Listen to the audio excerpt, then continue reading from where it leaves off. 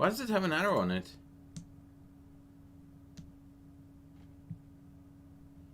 What?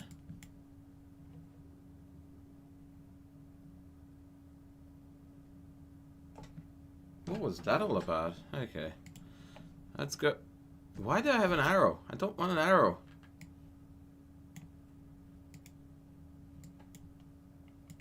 Okay, maybe it just showed me what to do. Okay, alright, alright. Alright, we get this. We get this.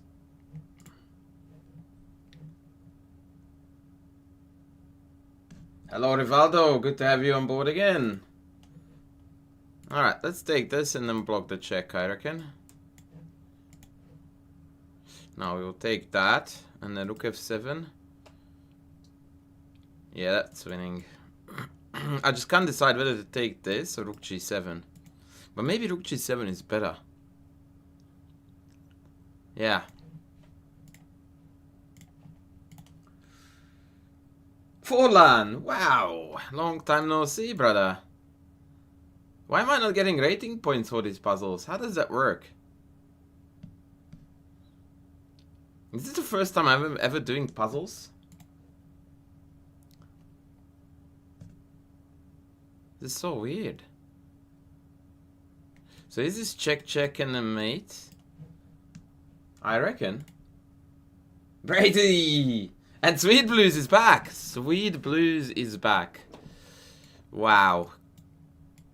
So now it's check here, and then we move down the board. Very nice.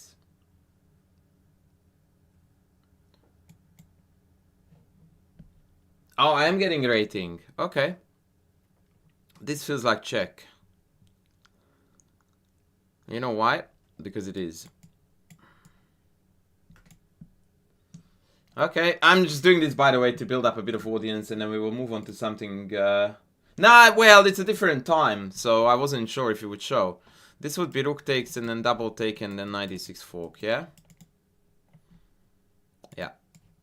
Oh, I got a brilliant. Look at me go. Brillante. This looks like just check and pick off the rooks. The rooksy.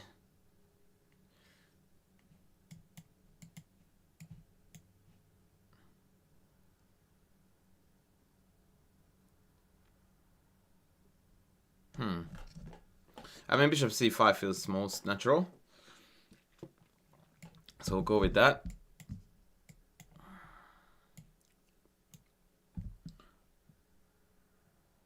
Oh my god, you haven't slept at all? You animal. Okay, I'm not quite sure about this one.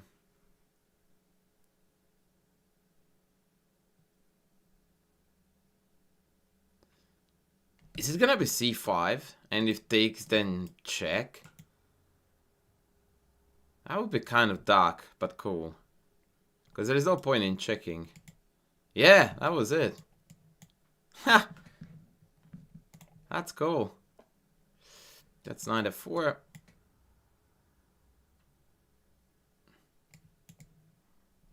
That's how it works, Brazy.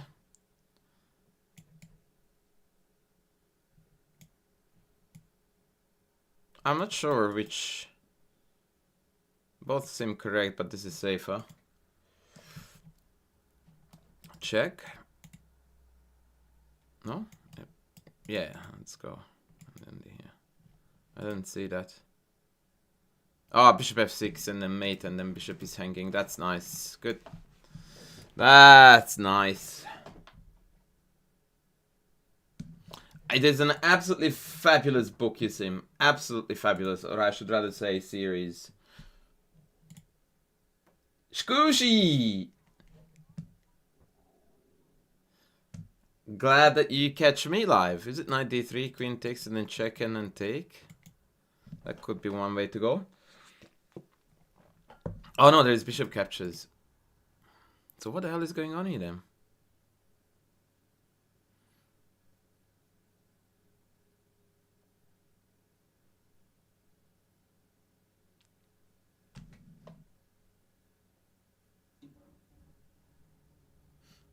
I can care less. I know I sound very negative about these things, but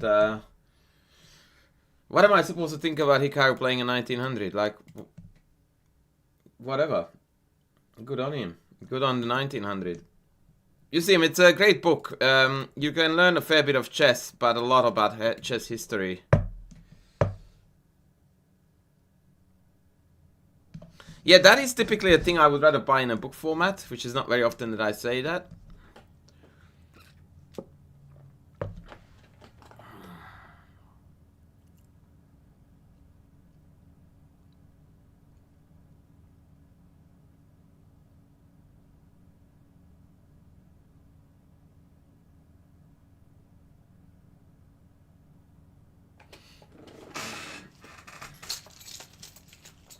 So what was the story about Hikaru in the 1900? That he struggled to beat the guy, or what was the... Oh, it's Queen H1, I'm an idiot. Okay. Took me a while. Yeah, exactly.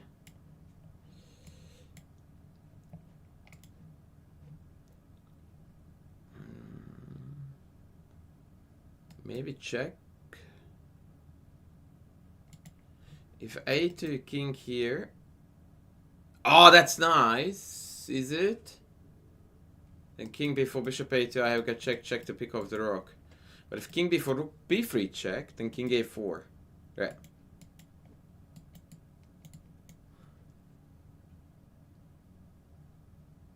Oh, that's dirty. I'm glad, Kusha, you liked it. Please leave a comment. Please leave a comment. This should be just promotion. I think head dog. It has to be. Hey, why do I need a b pawn? I don't get that. Oh, maybe there is some king on h2, and then I need to check that kind of story. Yeah, I'm not sure actually if it needs the rating or rated game. So what is it?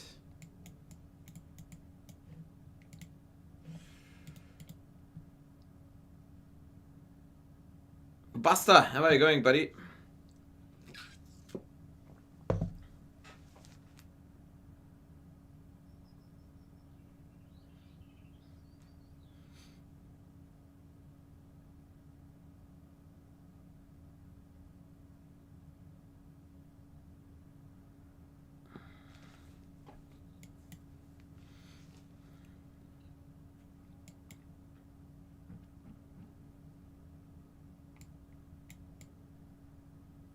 Dasaruchi, hey, how's it going, man?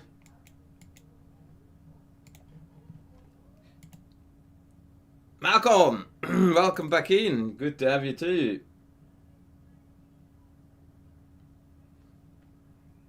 No, I would say that losing a state championship is rated.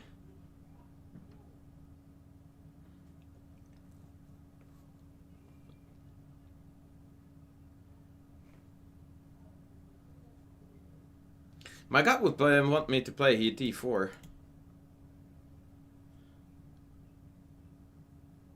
I don't see anything concrete other than that.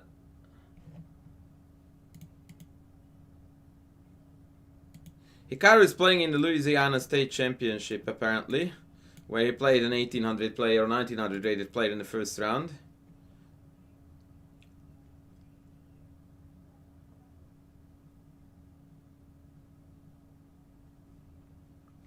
I mean, whatever, man. Is it take, and a mate?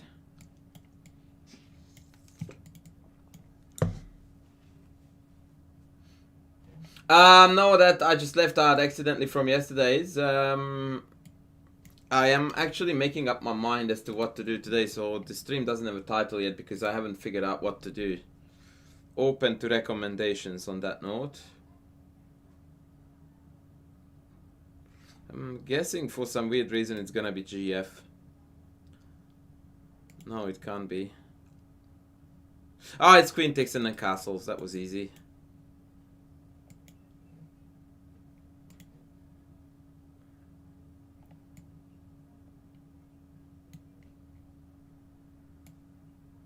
Do I take this or this?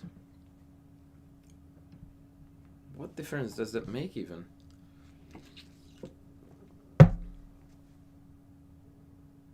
Yeah, okay, good idea. We can analyze the Hikaru game.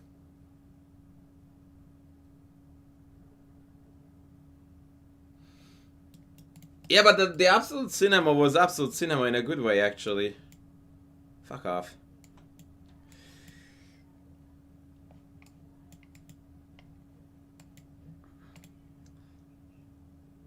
But if you want me to, I can put it on the menu.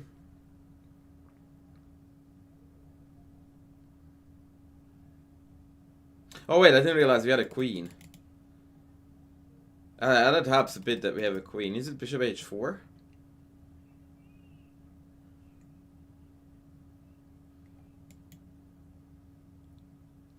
It's quite amazing how many puzzles you can solve while completely refusing to think and just act on gut. Now I would go queen f3, but I'm not sure if that gut is correct. Probably not. Yes, it is actually.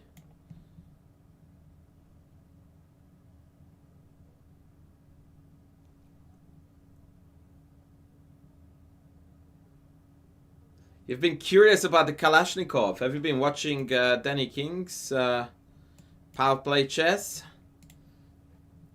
He tends to talk a lot about it.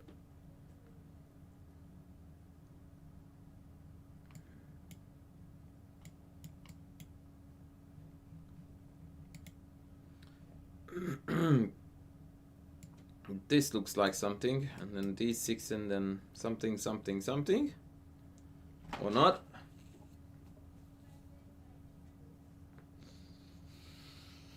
I can also play d6 and pick off c3 due to the x-ray motif, which I think is the solution. Oh, it's rook e8. I'm an idiot. Okay.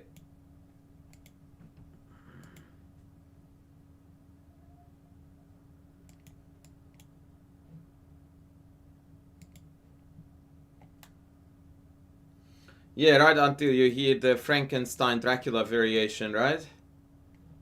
Oh, that's not cool, that's just stupid. Fair enough. I'm with you on that one, actually. Wow, we got schooled. What? Oh, we need to be different the bishop. Okay. That's cool. That's surely it is, without thinking. Like, has to be.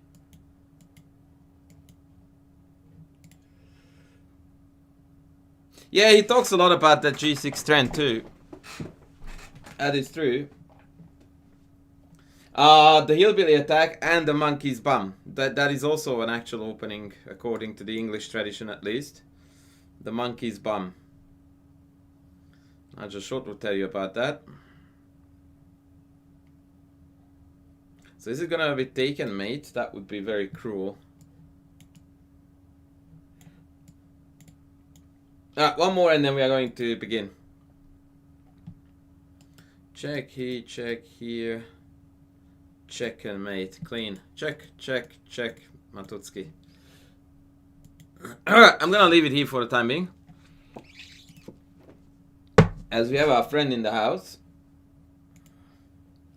who goes by the name of Yusim.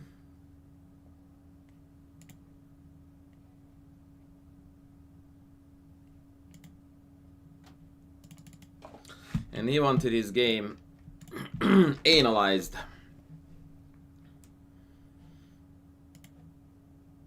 Oh wait, I think I'm on the wrong cut now. Yeah.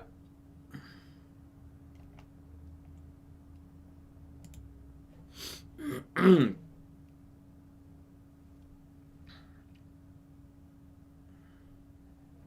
Yusim, would you like to know your accuracy points on this game before we begin? Holy shit. Absolute cinema was, I think, an accurate description in hindsight. Ay. Actually, I'm not gonna reveal it because I'm curious what the chat is going to guesstimate it to be. Alright, let's go. So far, no mistakes. So far, so good.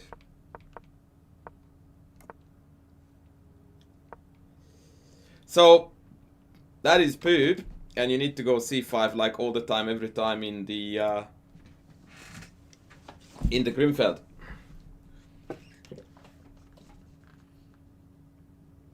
If you don't play c5, you don't count as a Grunfeld player here. That's basically it. Also, doesn't this move lose a pawn here? Asking for a friend. Like, what the hell is knight d7 actually? Righty Freddy! Oh, they did make the puzzles easier. That's not a conspiracy, that's common sense.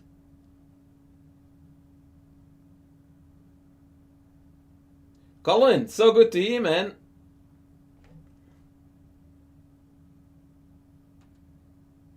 In my majestic opinion, it's impossible to tell what online rating, what OTB rating you would get based on your online rating. Absolutely impossible to tell.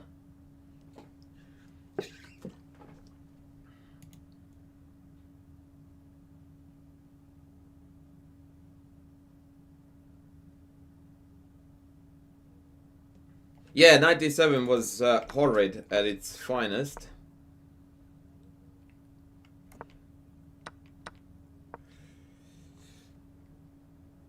Okay, so chess players in the chat, can we please identify the pawn structure that is about to occur in the game and the associated correct plan?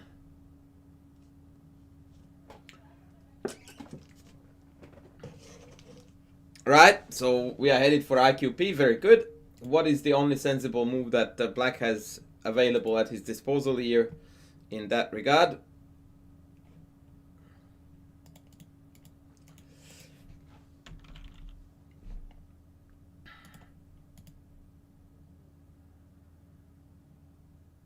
Yeah, that is the way to find out, you are right. Right, so we are going to play DC, and when the bishop takes back, the follow-up is just as important. Yes, so I really want you to observe that here, here, here, here, and here, this is what chess looks like, and this is what I don't think that anyone would find out of the ordinary. Like, this is normal. This is what you have seen working a myriad of times. Why would you replace that with this?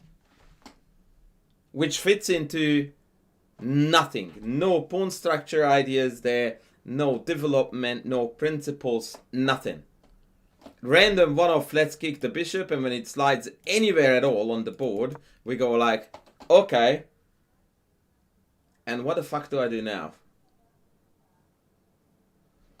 Because now you have a hanging pawn on d5, a really crappy knight on h5, an undeveloped bishop here. Why? I don't understand why this comes up as a candidate.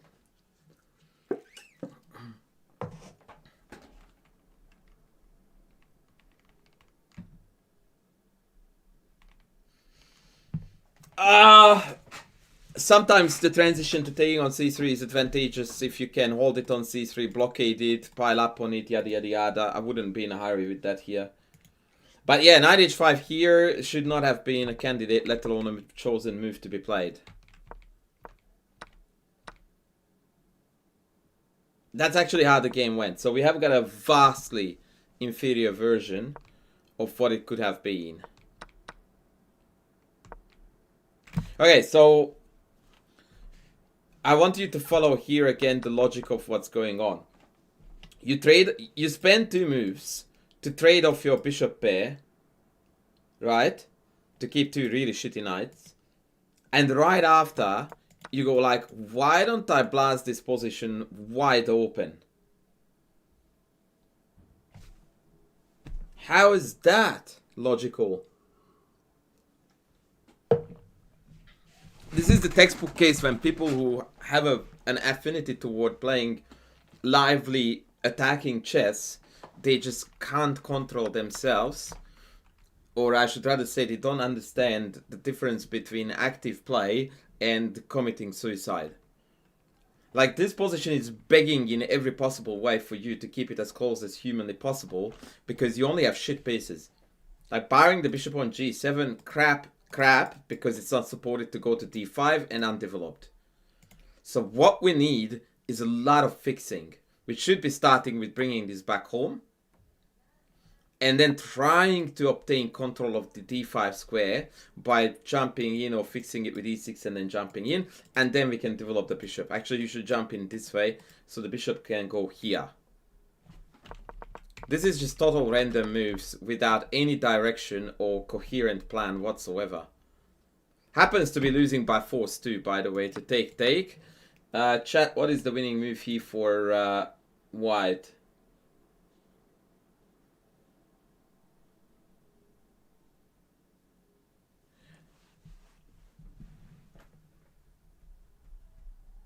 In an IQP situation, which side usually has the upper hand? Neither. It depends on all the other circumstances, not on the pawn structure. That question sounds like you haven't watched any of my IQP videos, by the way. Which hurts me a lot, man. Because I have a lot of those and they're pretty good.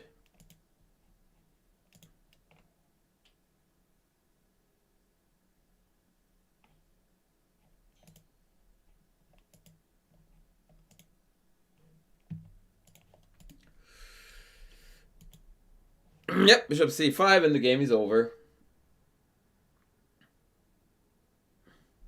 No, you don't need rook d1. This f7 is falling out of the sky. Hello? It's over. Oh, you meant bishop d6, rook d1. Sorry. Yes, that is correct. Yeah. Absolutely. Yeah. I just figured out what you meant. Okay, rook d1 played. Two very puzzling questions. Why? And why that rook and not that one? The second one is the more puzzling.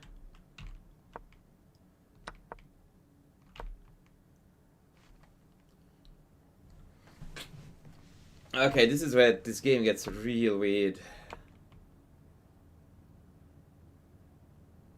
I'm thinking whether I would have contemplated here the possibility of a queen sack by take, and take. And I think the answer is a yes, I would have. Because this eliminates white's bishop pair. Now our g7 bishop is quite a beast. And yeah, it's a challenge now for white to convert this.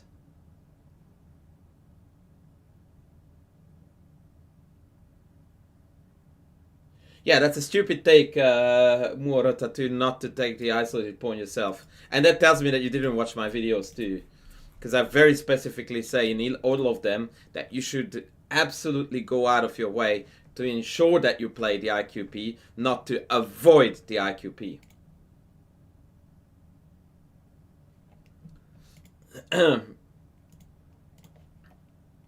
You should exactly do the polar opposite of what you're doing now.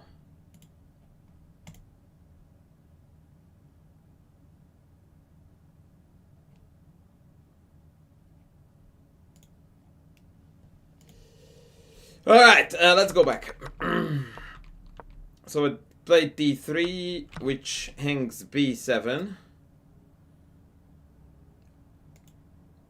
I don't understand for the life of me why anyone would take bishop b6 here. Okay. Is there a tactic here with check and then queen b3? Maybe not. So then just queen c4, right? It's a cool idea though, no?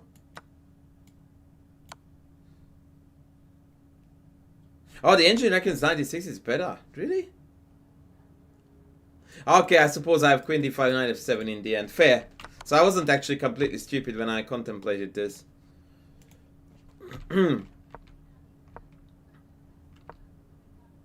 Okay, black to move and win the chess game in one move. What you were doing here, Mr. Yuzim, is a bit of a mystery.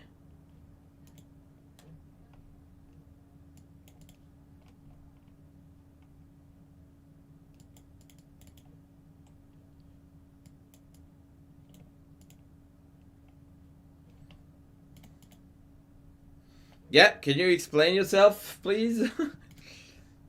Like, how did that not get played?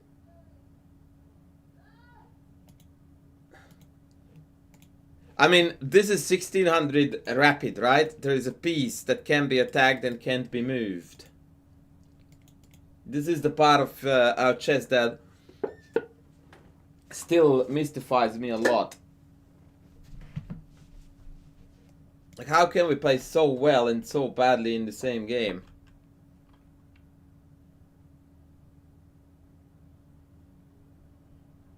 That is not correct, Ladybug. This is a 15-10 rapid game. They're down to half of their time. Both. I am the first guy in the planet to beat people up for not using their time. Not the case here.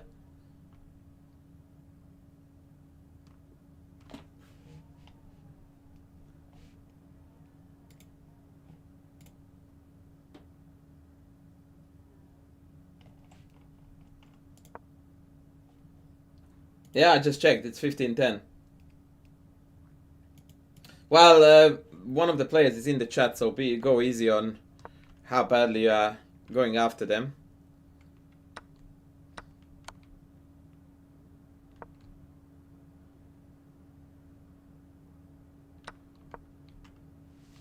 Yeah, interesting. So the problem with this move here is that you walked into a check.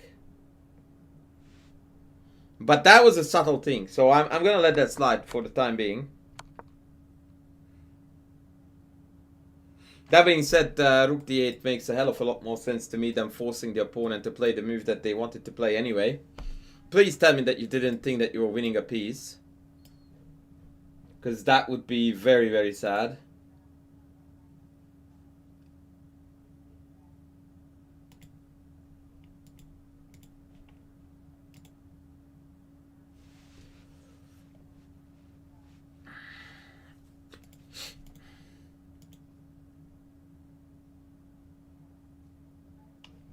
Okay, let's go.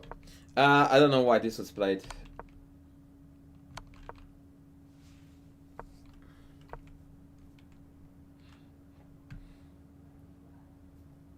Yeah, after rook h7, we have got a genuine worry about some mating net occurring on the board. Now, knight e2 seems to allow this threat to come to the fore after the king moves. Chat, what is the most logical move in this position? Again, by far.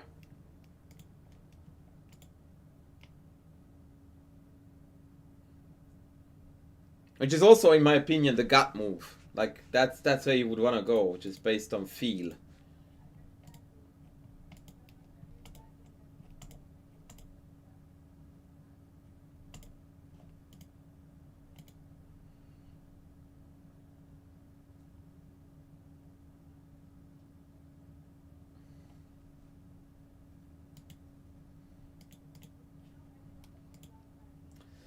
Yeah, the issue, Colin, is that there is a fair bit of difference between, you know, playing perfectly and playing really badly. That's a very, very long spectrum, and we should endeavor to improve ourselves.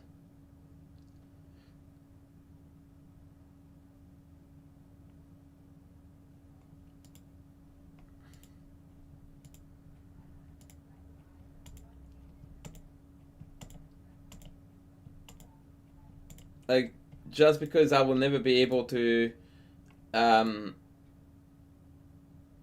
speak like Seneca, it doesn't mean that I shouldn't learn my language, right?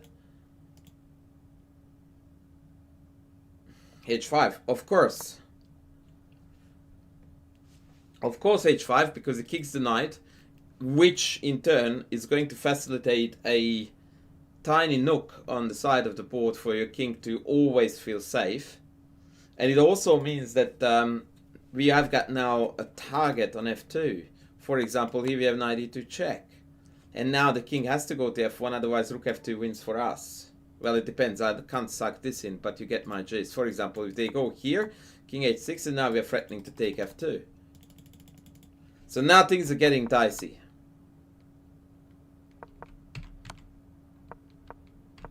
Unfortunately, in this order, it's incorrect because now after h5 we lose the queen. So now we had to play rook f5. And now bishop c2 would be deadly. Okay, Matutski. Matutski incoming.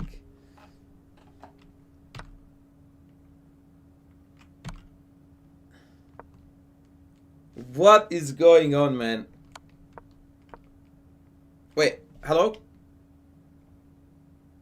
Take, not on? Mr. Yusin, what happened here? Knight G3, FG, Queen G, check. Yeah, game over.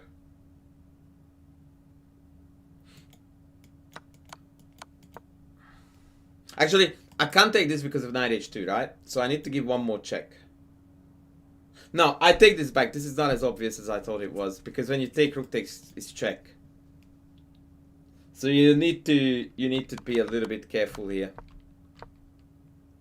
The only problem is that this would have been the sexiest way to finish this chess game. In a way, the most tragic one too.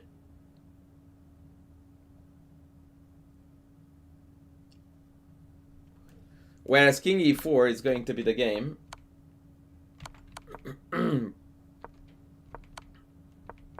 When they get to stop the mate like this.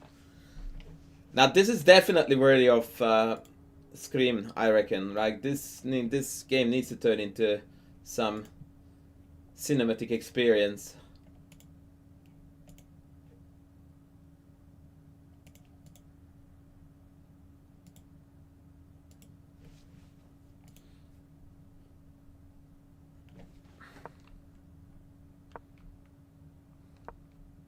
I honestly don't know what's going on. Okay, this does look very bad though, because after King C6, yeah, like, hello, why wouldn't you keep this tagged? Why here, when you walk into 3 different checks instead of none? And now the knight can't move, they have to take, whereupon you can play the bozo move or the winning move.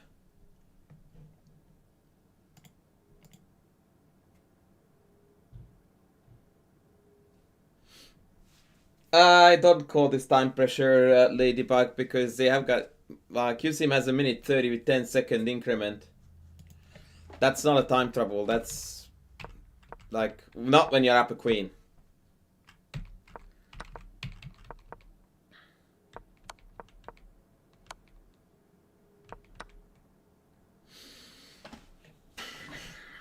Holy smokes.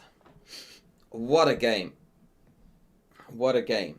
But the interesting thing you see about this game is that the most important things that you want to fix were the early mistakes. So 97 is unacceptable because you are not playing c5, and even more unacceptable because you're blundering a pawn for nothing in the middle of the board. Whoa, Smurfette sending me the mummy. Who is Kalia Mummy? I like Kalia Mummy. So that was crazy city. Then us not taking c4 here and demonstrating understanding of the structure and instead going this was really sad. And then throwing in this combo of trading off your bishop pair followed by blasting the position open with e5, also really bad. What happened after, honestly, whatever. These are the first things I would like to address. Mr. Landau in the house. And by the way, for those of you who are curious about accuracy levels, 64.8 on black side and 57 on white. Safe to say it was a shit show.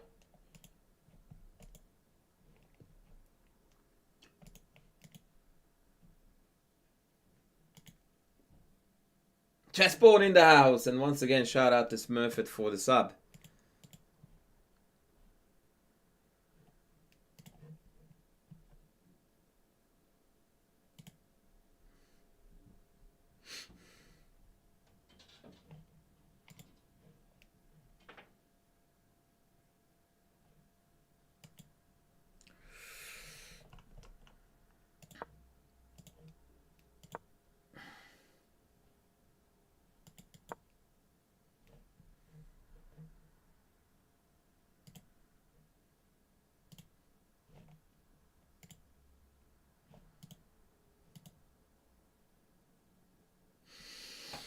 Alright.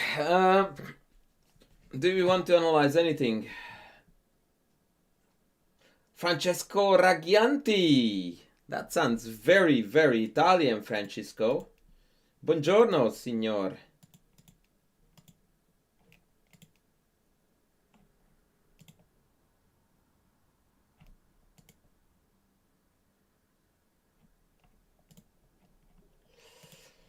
Forza Juve is the most important Italian phrase you ever want to learn. Forza Juve. Problem is how you don't know how to send it. I don't think that that's a problem.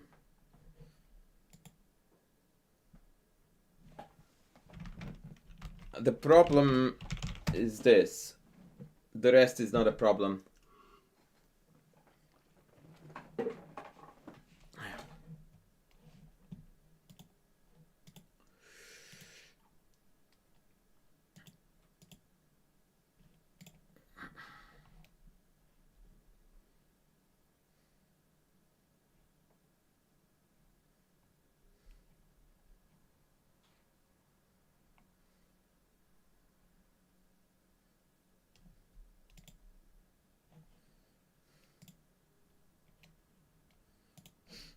Is Jazz Monton in the house, by the way? I don't think Jazz is in the house today, is he? He's a traitor. He's not showing up. Okay, I'll show you a game that I played and then we can take it from here afterward. Can I ask for a show of hands in the house if you own my 1E for a chessable club player repertoire?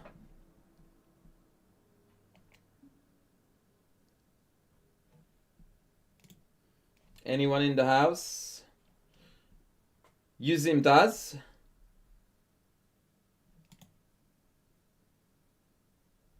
You will be tempted now.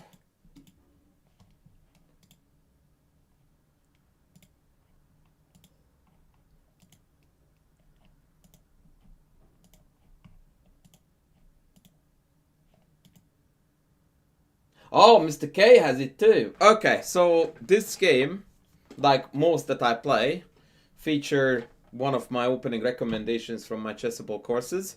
So this one is going to be the good old Miller Barry.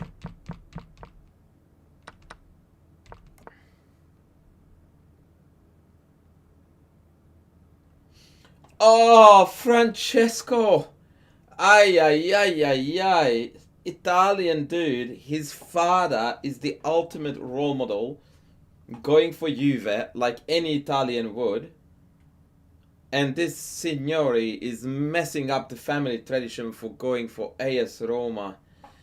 Oh, mate. Your father going to church every Sunday goes like, oh, mio God, Dio, where did I go wrong? What happened? Mamma mia.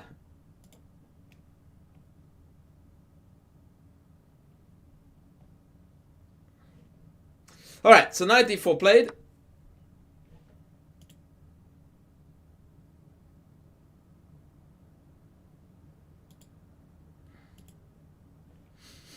Knight d2 played. Bishop c5 played, and I would like to put in a quick test if anyone remembers what the course recommends here to play.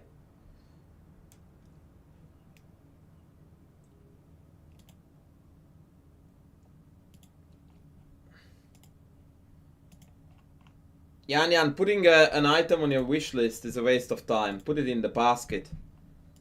And then go to checkout. That's what real men do.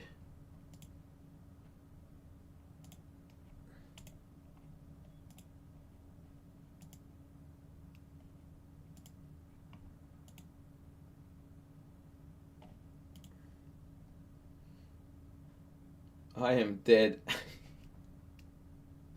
Do I know any Gregorian chants? I used to listen to them, so I would lie if I said I did.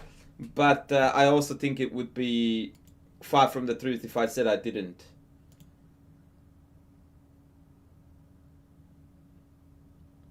Francisco says, I forgive you for being a Juve. Bro, You have no moral ground here, brother. Like, you are forgiving me. You are the prodigal son. The only worst thing that you could have said, rather than AS Milan, if you told me that you were an Inter Milan supporter, rather than AS Roma. Like, that would have been the worst of the worst. And then you take the moral high ground and you want to forgive me for supporting the one and only correct team in Italy. Ay, ay, ay, ay, ay. The nerve. The nerve.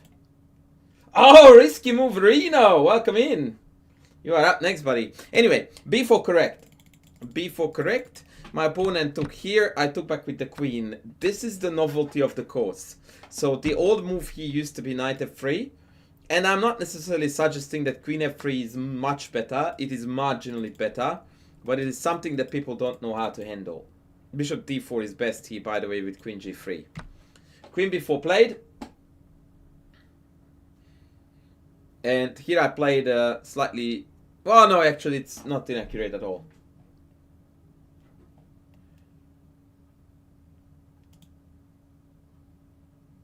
Liverpool is best due to Dom. That is another correct statement. So rook b1. And this is where my opponent lost the plot. They played queen h4. And from here on out, it's Carnage City. The only acceptable move is queen a4.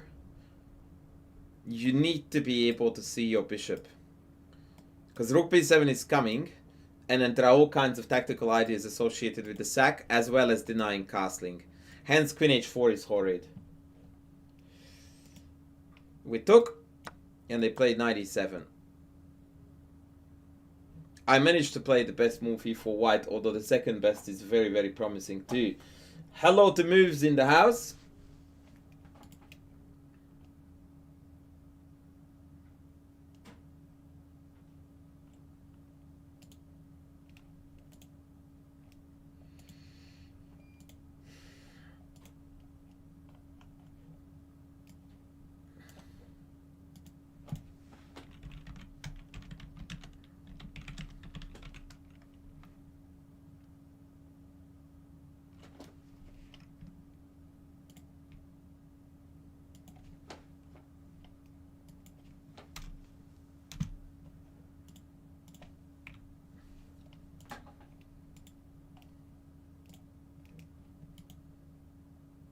So, rook d7 is playable, but not best according to the machine. Yeah, knight b3 played first, scoring a tempo on the bishop and allowing your bishop to get onto one of the diagonals is ever so slightly more accurate. Because the point is that rook d7, queen f7 is on, right? But knight b3 does not compromise that whatsoever. In fact, it makes it better. And that's the point. Opponent played bishop b6, and admittedly here, I dropped the ball a little bit, because it did not take d7.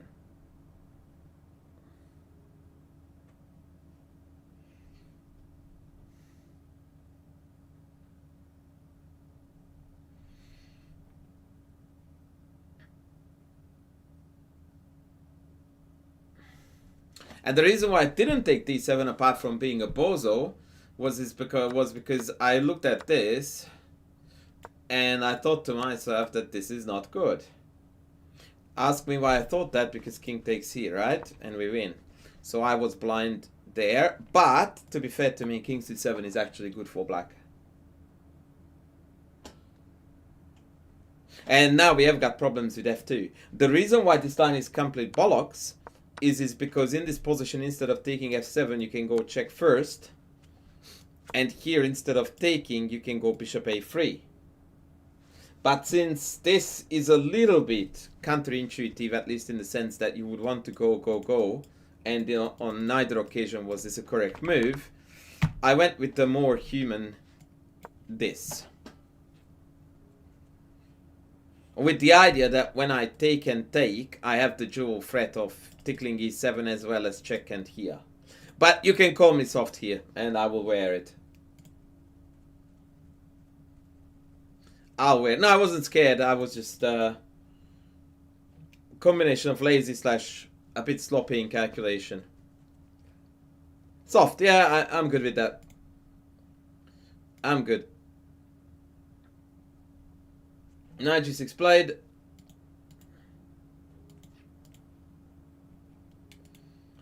And what did we do here?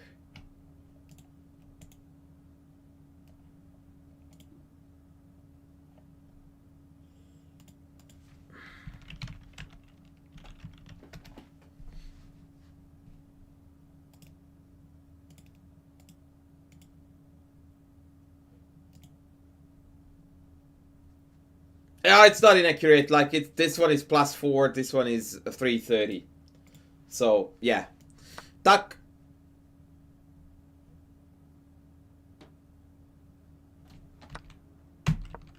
I did this though, just to contradict you, Sim, because I thought that after rook d7 there was a slim chance of them getting out of this mess. So I thought, nah, not happening. I'm going here. And you know what I got for that? A brilliant move. So actually I will go through the game review because I want bishop b5 to pop up as brilliant.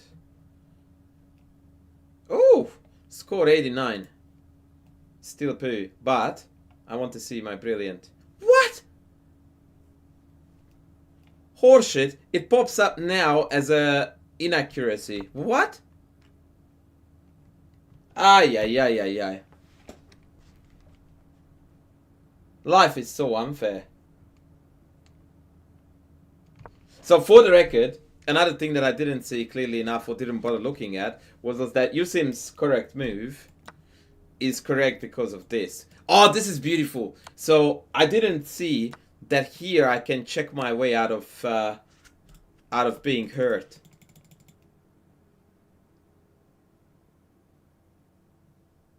That is such a beautiful idea. That, like, most people stop calculating at rook e7, queen e7, thinking that this is shit because the queen is still hanging. But in fact, now, no matter what black does, you will be able to take the queen with check. That was the line that I missed. Welcome in, Lauren. Which is why I played the inaccurate bishop b5. FU engine. Knight e5. But now, I managed to play a brilliance. That was my last chance to rectify and redeem myself before Yusim would fire me.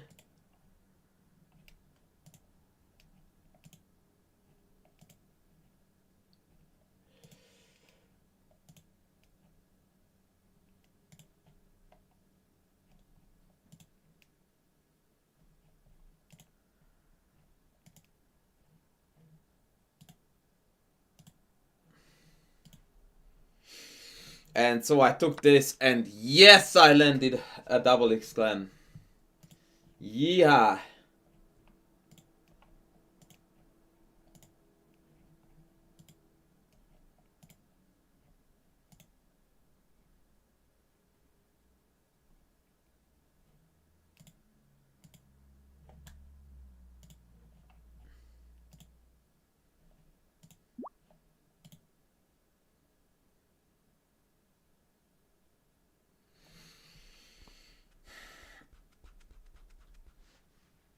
Yeah, that's right. I gotta meet the brilliancy quota, yes, to keep up with the payments, right?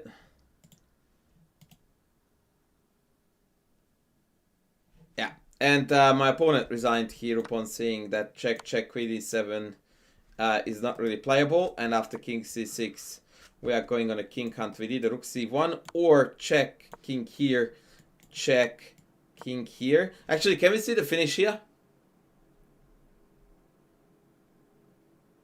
Nah, there isn't one. Sorry, anti-climax.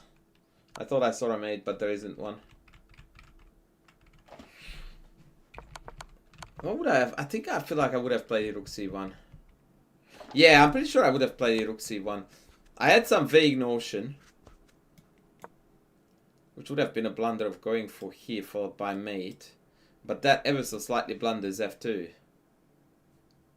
So the idea is to go check here, and then just take back, and now it's mate. Threats here and there and everywhere. Okay, I'll take it. I'll take it. Now, we got a Risky Moverino 5 sub. So I'm guessing, Risky Moverino, that you had something for me to analyze, did you? King D8 retreat, at which point? You mean here?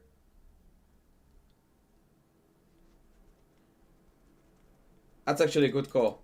But everything wins. You can play Queen E6 is probably cleanest. I can take either pawns. The Filthy Machine really likes this move. Not quite sure why, to be perfectly honest with you.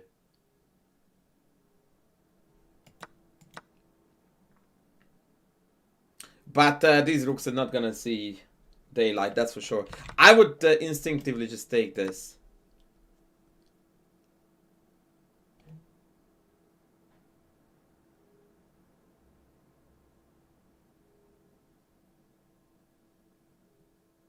Moves, I think it's a bit of both. I mean, he should have probably uphold some greater professional integrity than trying to accomplish whatever he needs to accomplish by beating a 1900.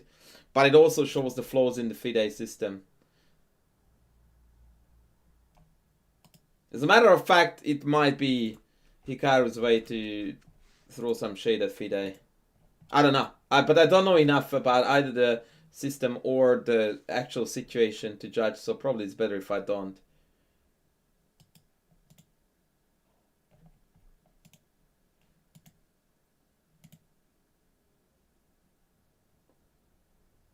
I sent the clip to my dad anyway. You should. He will be a proud ChessCoachAndras subscriber afterwards. That's how I win subs, guys, because you don't seem to sub on my YouTube channel anymore. Ay, ay, ay, ay, ay.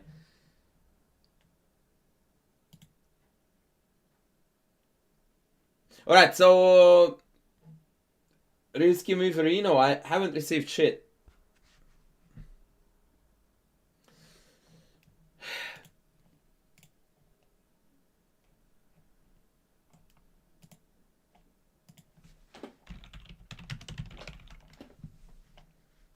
I don't know the link, Lauren, to the event.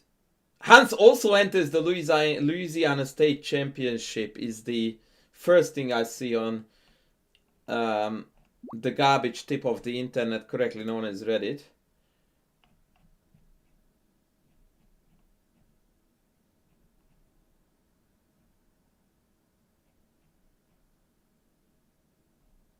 You know what would be very ironic if I would find it on chess.com as events that they follow. Watch events, Louisiana State Championship. Ay, ay, ay, ay, ay, ay, ay. Fucking hell.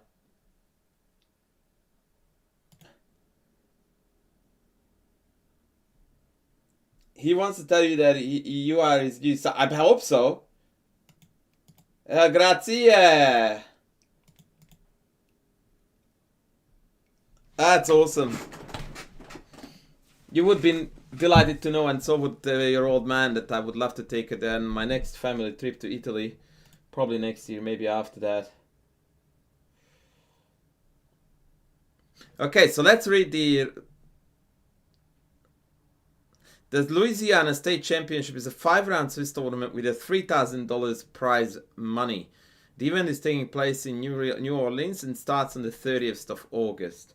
Well, that's definitely high up there on the priority list of a 2700 world champion candidate. 3K prize money. Well, let's have a look, ladies. This is what we are here for. Chess. But my cat is not loving us here. I'm trying to find a cut that will cover this so I don't have to do a new one. This one? No? No.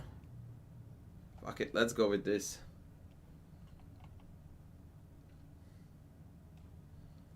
Let's kill the engine. Okay, so Hikaru is white.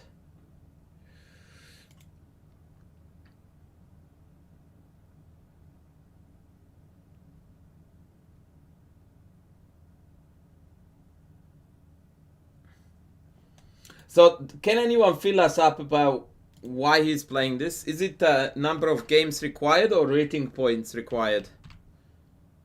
Ooh, Squishy is in too. All of this is theory. Yep, theory.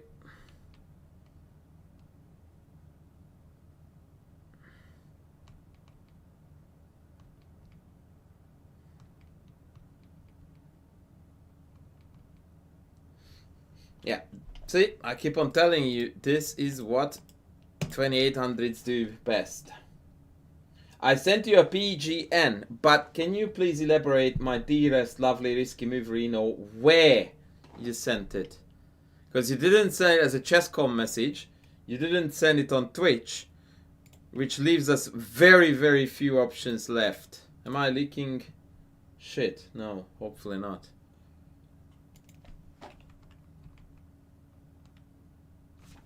Why? Of all things, why would you send it there? Yeah, can you please resend it to the actual account that I'm on?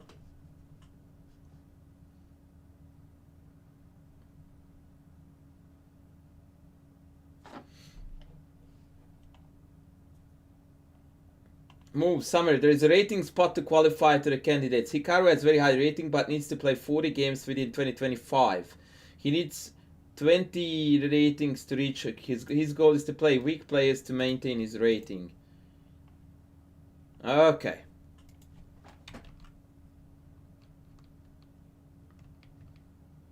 Ay. Who is that casual that which Indian player is playing there? Okay, that dark squared bishop is just an uncontested beast.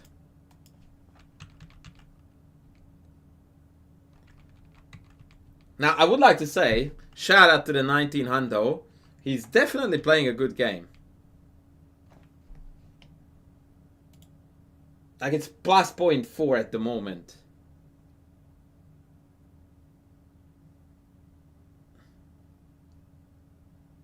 Did we go? I feel like it looked better here. Oh, wow. Taking the queen was the best move here. I would have sworn that this position was at least 1.5. And it's not even 1 point. And bishop d2 appears to be a bit of a poo move. And queen e3 is a miss again, needed to take, yeah.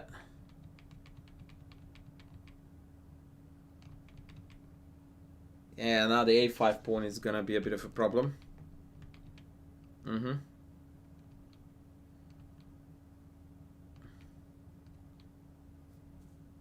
Ay. Oops.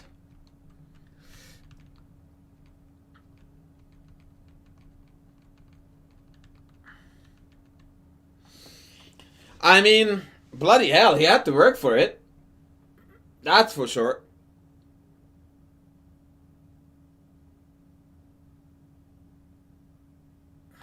Bloody hell, he had to work for it.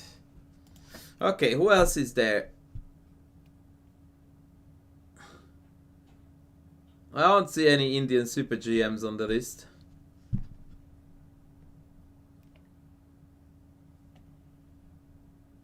Anyway, back to anal.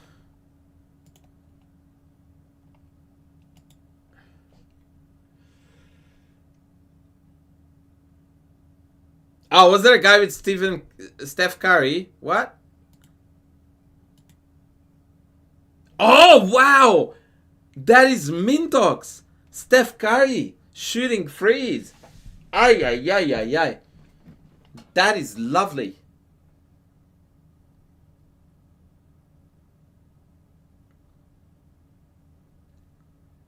That is absolutely lovely. A good old Steph. Let's check him out. Hello? Steph? Can't click you, Steph?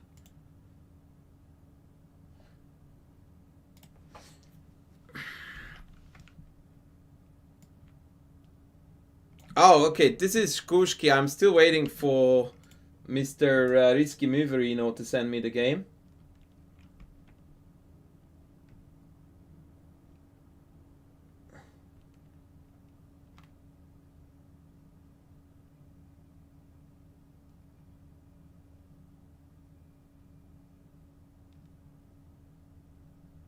Yeah, I definitely want to enter now the Louisiana State Championship.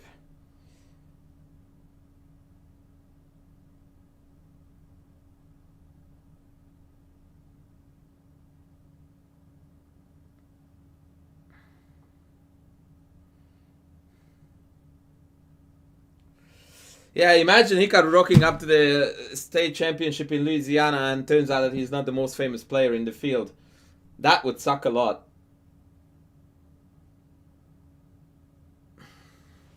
Anyway, this is our friend Shushki, I think with the black pieces. Yeah, I am taking games for anal. Yes, I am indeed. I'm still waiting for Risky Moverino to find my account.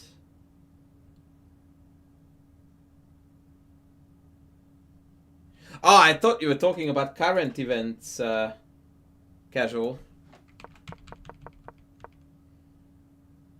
No, you haven't.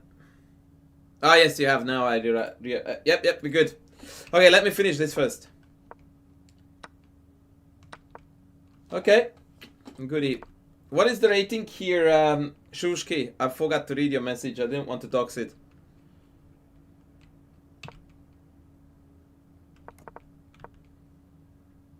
By the way, castles is already a really crappy move here. White needs to play here knight a3, knight c2 to defend the pawn.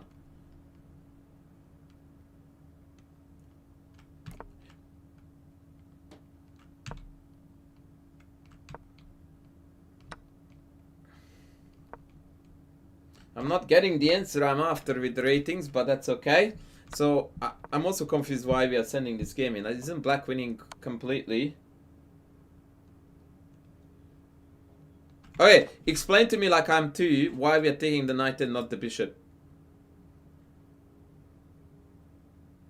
Oh, I see.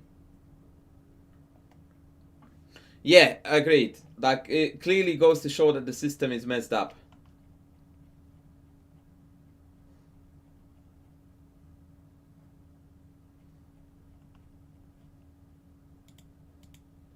So why are we taking here the knight and not the b?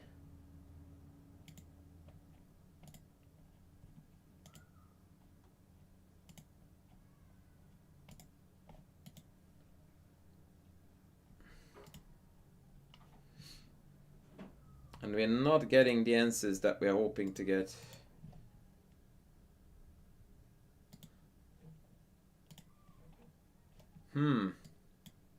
Yeah, I would be more inclined to take the bishop, but I will move on.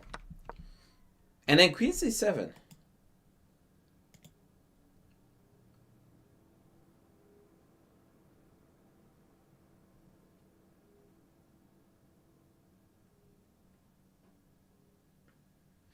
Hang on, I don't follow. What would be quite annoying in an attack? The knight or the bishop? Because this bishop, if read out here, that's gonna be a potent attacker. I don't see how the knight is a How? Like, aren't you gonna go to e7? Like, paint me the picture where this knight is annoying in the attack. I don't get that.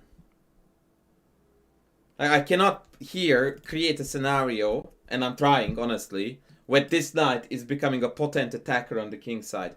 Whereas with bishop, I can easily create a scenario where it's a potent attacker. Yeah, something rings a bell about Alireza now that you mentioned that. Yeah, it looks to me like an attempt to eliminate defenders here. Now, I dislike this move a lot because you are having a beautiful back rank fest. And instead of playing chess like you should,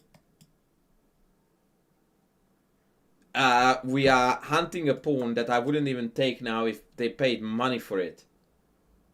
Because it opens up the diagonal and the file against your king. So this shouldn't have come up as a candidate move in the first place, let alone a move that we executed with the intent of, or with the thought of, that's the best I can do.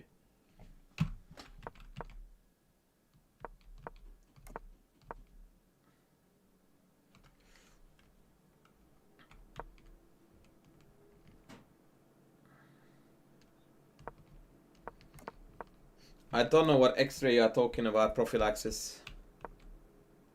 There is no X-ray here. There's a pin here that it lines up for, not an X-ray.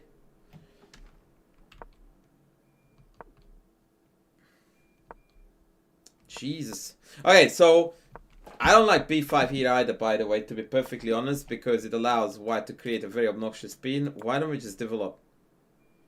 And develop and develop. That's not a, yeah, it's not, that's not an X-ray. It has never been an X-ray. It's a pin.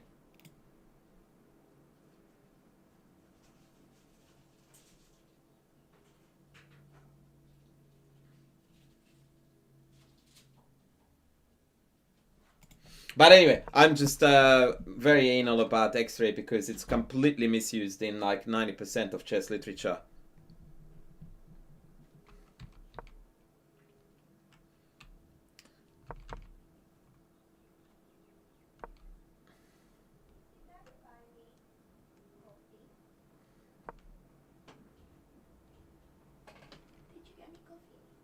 What? Did you get me coffee? You told me specifically not to. Oh. Didn't you? The best part of married life. An hour ago I asked my wife, would you like me to bring your coffee? No, no, don't do that. I'm like, okay. I come home an hour later, she sticks her nose in. Did you get me a coffee? You can't win, man. Like, you cannot win in life.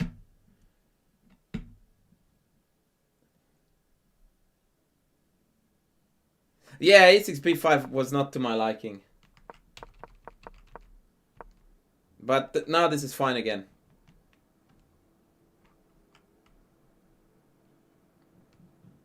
But if I did buy a coffee, then it would have been a, I told you not to.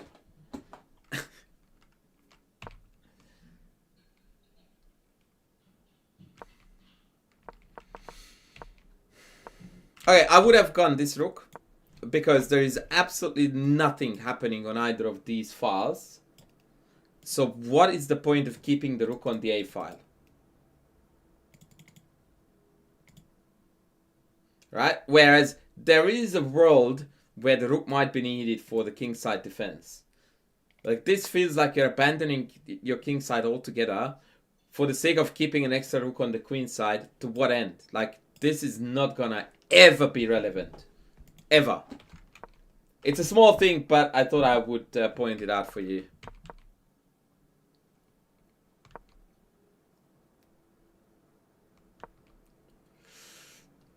Ever, yeah, absolutely ever. If you say the R in the word ever, that it's, yeah, it's bloody Americans butchering the language. Yeah, this is decent, but as you can see, what's happening, which I don't like as a trend, is that your opponent is building some kind of a kingside attack, and I'm not a fan of that at all. And in fact, I find this to be way too slow. Although the machine approves. I would have gone rook ac8, and if your opponent does the same, I would have even maybe contemplated here d4 and put the rook here. Now look at my rook placement versus, yeah, let's say here, and then I need to go g6, I guess. But yeah, I wanted to demonstrate that these rooks seem to fulfill meaningful jobs, whereas in the game, you got stuck with this bozo doing nothing, and your king side has been abandoned.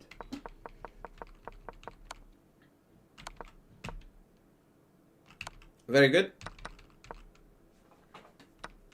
Please tell me that we won this.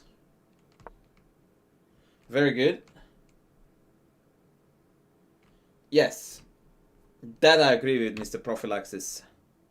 And now your opponent blundered into a forced mate. That's cute.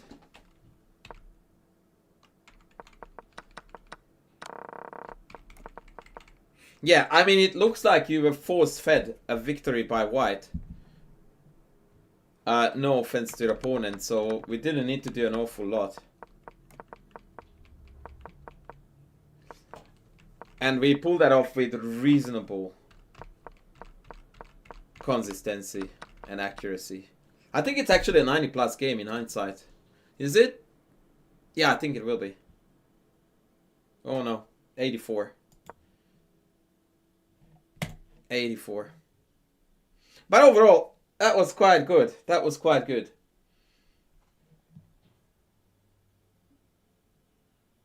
Yeah, look. You did a fair few second bests, which were still clearly good enough. I would like to see a game where you lost, to be a better judge of what's going on.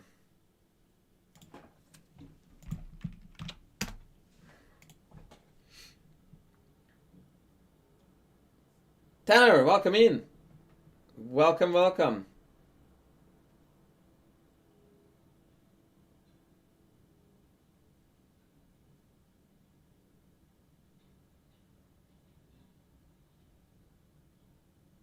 I say the word develop in a very peculiar way. Yes, I do.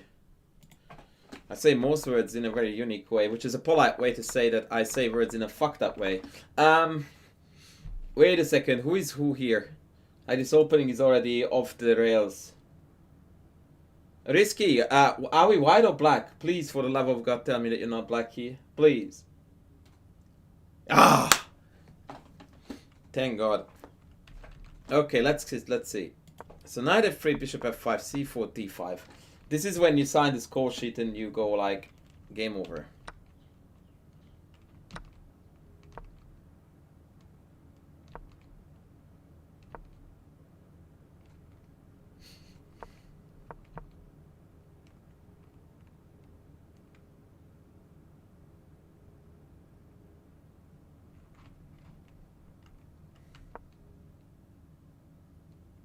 Catastrophic. See, I explained this already many times, but I'm going to do it again just for the sake of creating a fun conversation. In the Hungarian language, which I was unfortunate enough to master as my native tongue, every single word has the emphasis on the first syllable. If you don't do it like that, you sound like an absolute moron. The English language, in strong contrast, doesn't have this rule, and in fact multiple words have emphasis in other parts of the word, which is where this very strange sound effect comes from when I say words in a very fucked up way. Okay, I don't know why we are looking at this game, but like I honestly do not know why this was submitted. It's not unconventional, it's wrong.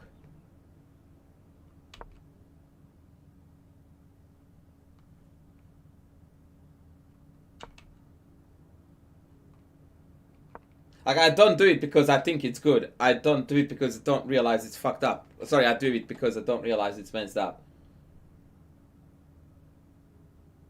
The Seika is a Hungarian minority, so I know, like, that same language is just a different ethnic background. Well, not even ethnic, like, I don't even know how to classify that.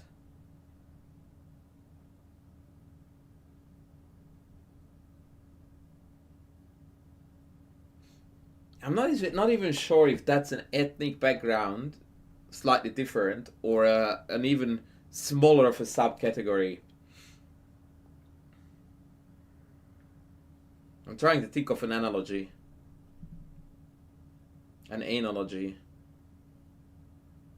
It's like the Catalonians within Spain, I suppose. Except the difference is that they have their own language, which the Seikais don't in Hungarian. So that's actually a bad analogy. I don't know. I can't give you an analogy.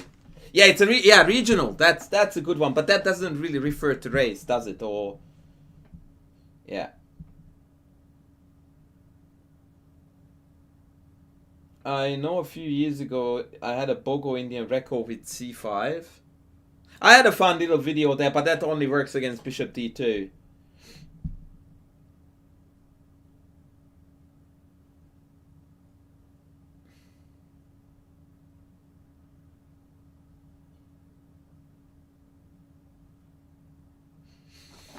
Yeah, I think the Tasmanians in Australia would be a good analogy in that obviously same language, same everything, but because of the geographical separation, things may develop on their own. Anyway, let me continue with this absolute train wreck of a game. Why don't we take this with check and then the queen, bro?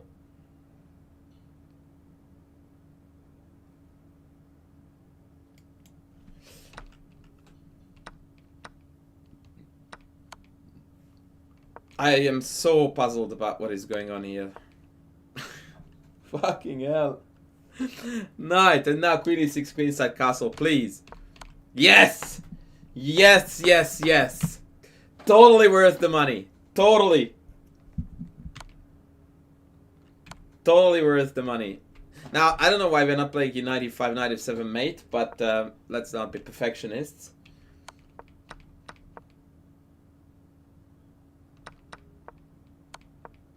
I'm still waiting for some absolutely epic finish. Ah, oh, come on, please. Don't be queen c7, mate. That would be too lame. Yeah, I do think that that is the beauty of English, that it's less robotic.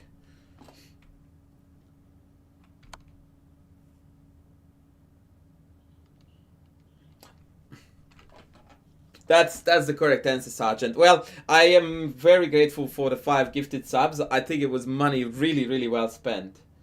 Because this game, I don't even know what to call this.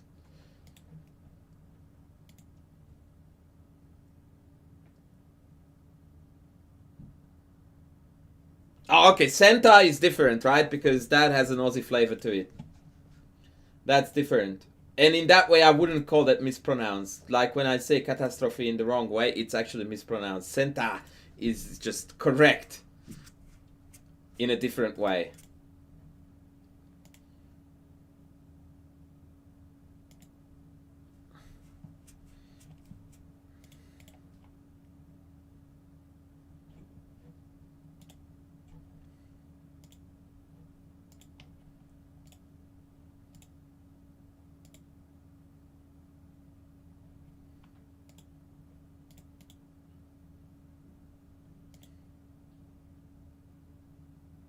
Well, you have every reason to be proud of this because you played it well, but your opponent was probably a subdued drunk who learned the game 2 days before they showed up to this.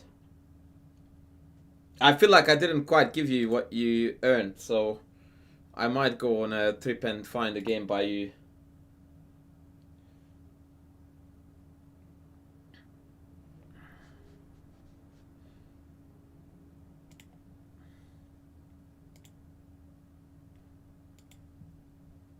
We are now going to dox Shkushi like there is no tomorrow in pursuit of finding a game that is worthy of analyzing. Let's do this one. Wait, what the freak? Oh, it's Blitz. Holy Moses, bruh. Where are your rapid games? Ay, ay, ay, ay, ay.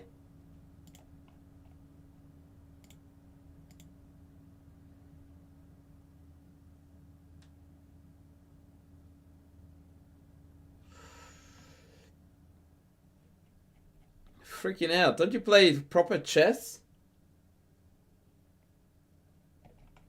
Wow. 3-2 bullet. Oh, yeah, yeah, yeah, yeah, yeah, yeah.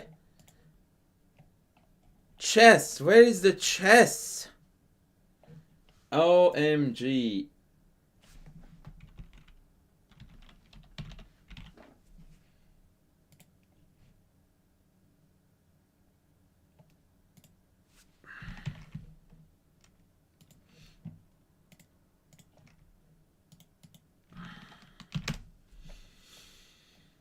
Leeches, you say, with 77 games.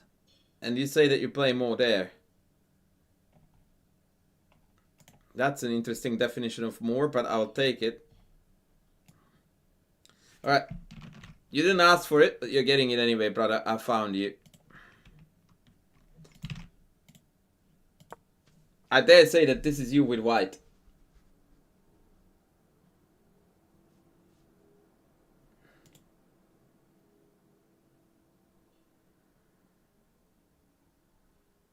The merch, my friend, the merch is gonna be launched soon. If we have got still any merch ideas, by the way, I would very, very, very much like to get your input. I forgot to say this. So, one merch design that I'm still figuring out how to do is gonna be a London piss take, but I'm not quite sure of the wording. So my current idea was something like, are you a London player? No, I still enjoy chess. But that may be a bit too long. So if you have got, guys, any versions of that, do you know Titsi Okara? Yeah, I do. Yeah, I do. She's a few years younger than me. We attended a fair number of Hungarian junior championships together and some world events as well. Yeah. And her sister too.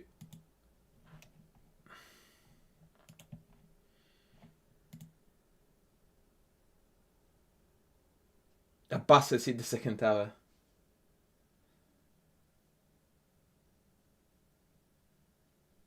So yeah, if you have got any ideas with regards to the London merch caption or any other ideas that is relevant to me, please type it in the chat. Okay, why are you playing dog shit openings? No, I'm kidding, it's fine. But dude, like, come on. Why are you playing knight d2 to play c4? I don't get that.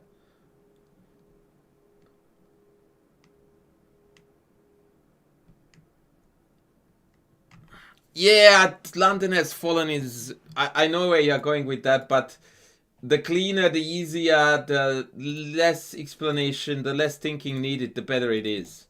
Like, you want it short and sharp. It's not the picture that I am missing. The picture is easy. It's the caption.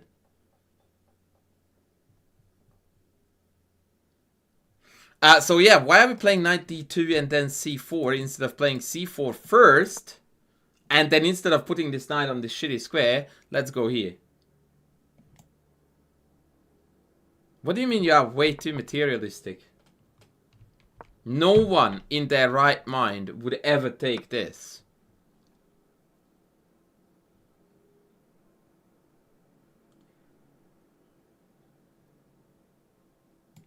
Yeah, you are not watching my YouTube videos, brother. That is for sure. In this position, queen c2 followed by e4 should be priority, by the way, but it's okay what you're doing. Or acceptable, I should say. Now, this was bad. Instead, you should have taken on d5 first, because this way, you would have secured yourself a very good version of an IQP, because you have already traded 2 pairs of minor pieces.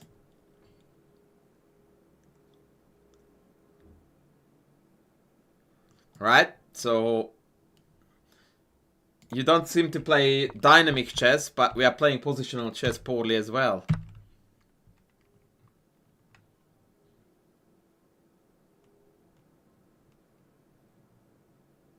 The Jabawa is a little bit of a better thing, but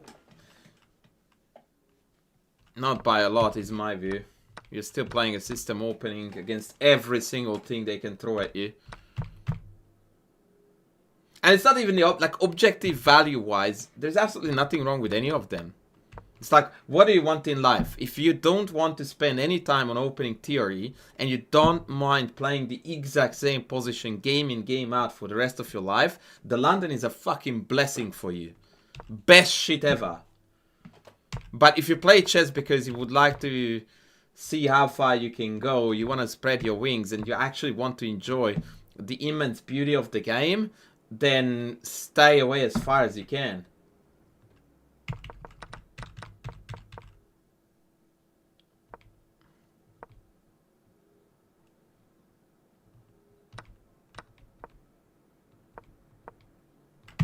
Just FYI, this is a textbook case of it's under attack, I have to go. No? Why don't we go here?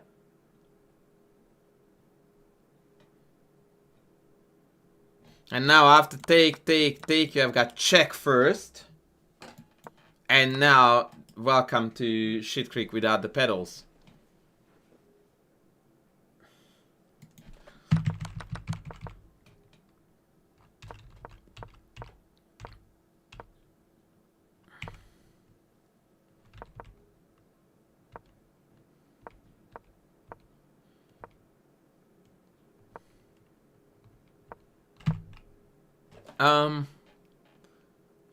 Isn't f4 a move here, Chief?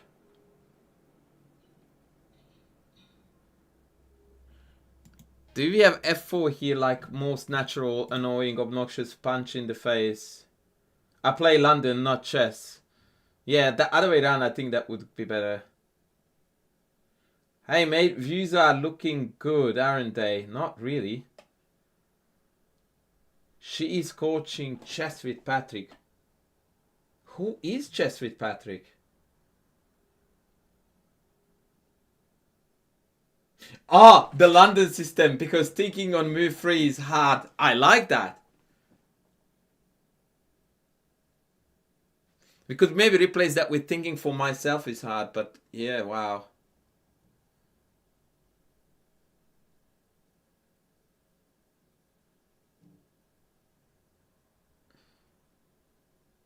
The London system, because thinking in the opening is too hard. I like that. That's a good one. Can you guys, is there any chance that you can send it to me on the Discord channel?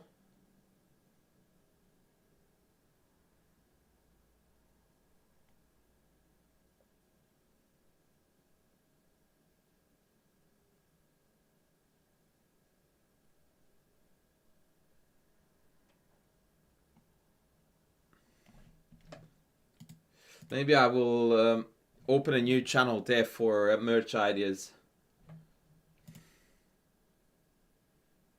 London is a city, not a chess opening. Ouch! Fuck it, I'll try to do that now. While you're thinking about whether f4 is playable or not.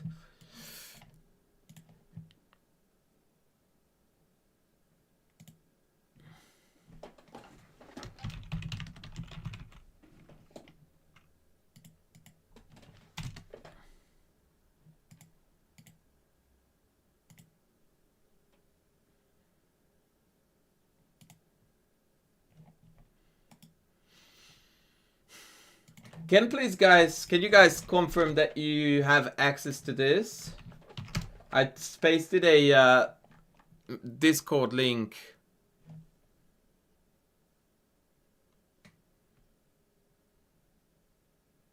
Nah, the Berlin is completely different. No, I don't value the Berlin the same way how people value the London. Berlin can be utterly boring if it's the Berlin draw, but the Berlin is super interesting if it's the actual mainline Berlin. Please don't say things like Cameron did good. She did well.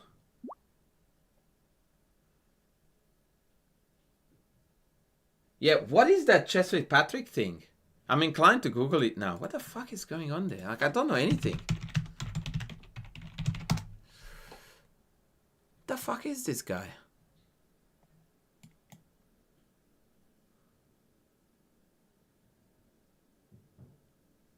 Okay, whatever. I still don't know what's cooking here.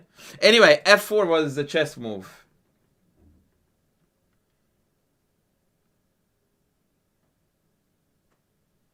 Yeah, and what's so unique about that? Like, every man and his dog is now posting a game of my journey to 2000. Meanwhile, shout out to my student Tikari, who just crossed 1900 for the first time, by the way. I think we started in low 1700s, so I'm very happy.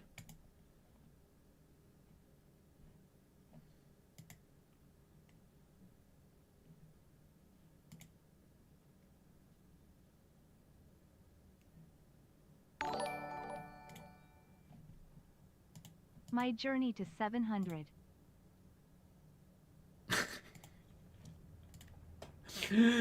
Chess, always with the humor.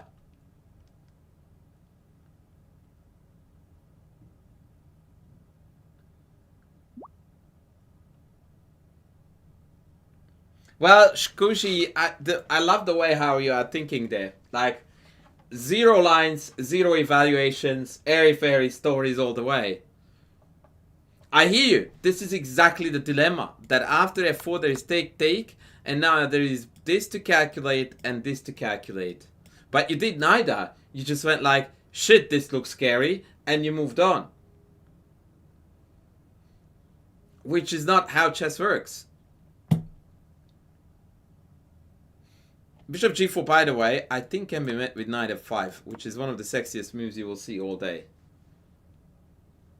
Forcing this trade. Actually, maybe it's better to take with the queen, because then we are forcingly going... Oh, by the way, for the friend, I think it was prophylaxis. This, my friend, is X-ray. What you see right now on the board. That this bishop is protecting the knight. That is the X-ray motif.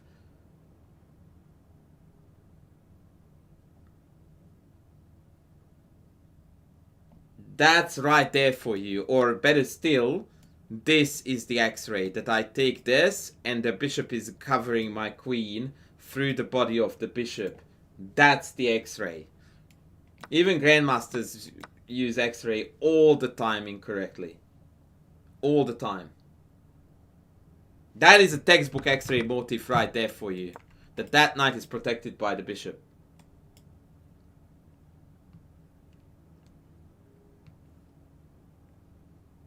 Shkushi, I don't like scary because I don't trust my calculations. So what that tells me is that you consider yourself to be a terrible calculator, and every single opponent you play is a genius at calculation, right? Which begs the question of how come that they are rated the same as you. No, I didn't mean to correct you. I was meaning to show you so that you can grow as a player and as a human. I don't gain pleasure from correcting people. I gain pleasure, among other things, from making you more than what you were 2 minutes ago. Offering knowledge. Yes, exactly, touche. Anyway, we played knight f5. Welcome to the Chicken Chess Club. Let's trade off everything. Yep. That's decent. Yeah, king f8. I feel like we are trading for no reason here.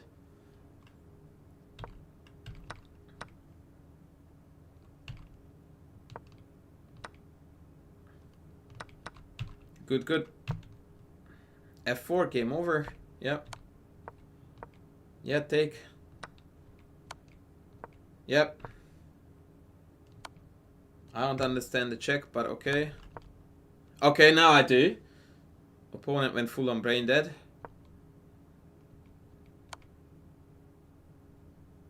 That's an interesting rucksack.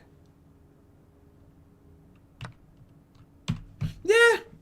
Overall, it looked like a decent game, but it seems to me that you have got an incredible aversion to calculating, which I would recommend not to do.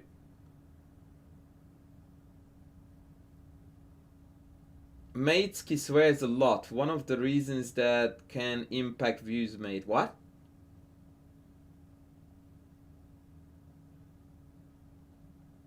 Who is Matesky? What? Okay, whatever. I lost you there.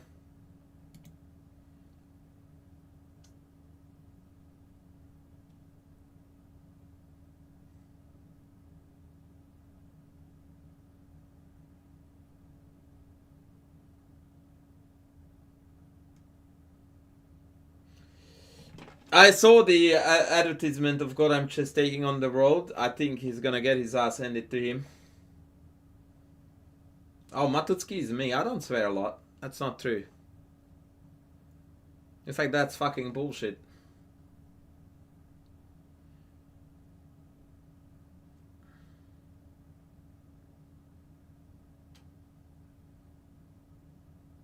London is a city, not a chess opening. Right. A respectable chess opening, maybe even. Alright, is there anyone who submitted a game that I haven't analyzed yet?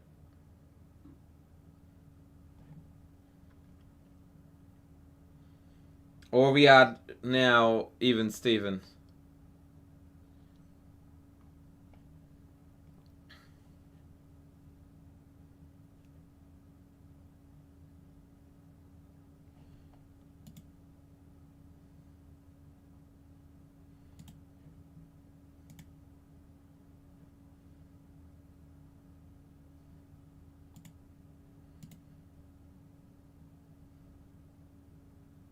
There are rumors that Gotham is gonna play a 1-1 rapid and blitz against Judith Polgar.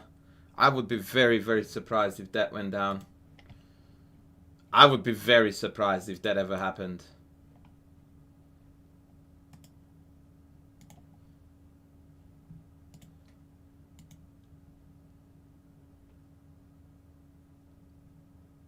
I can't really picture an environment where that could be a thing. Yeah, no, maybe I'm just a negative Nancy. I don't see that happening.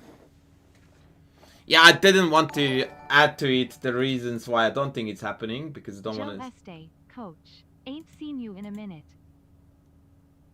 Jó estét, coach! That means good evening in Hungarian. Although we missed the T in the end, but it's still a very solid attempt, Mr. Antonio. Mr. Antonio.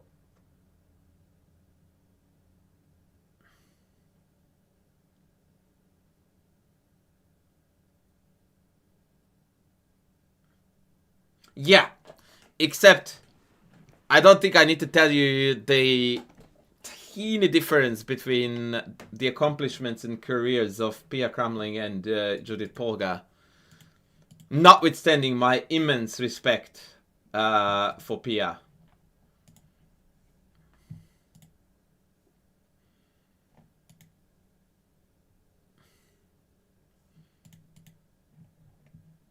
And even there, I thought, honestly, that it was Kramling who did the favors.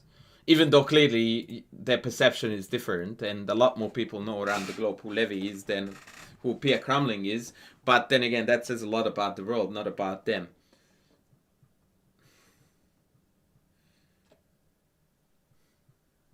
And I'm not having a go at Gotham at all. Like, good on him. I really do think that everything he did, well, most things he does is very, very good for chess.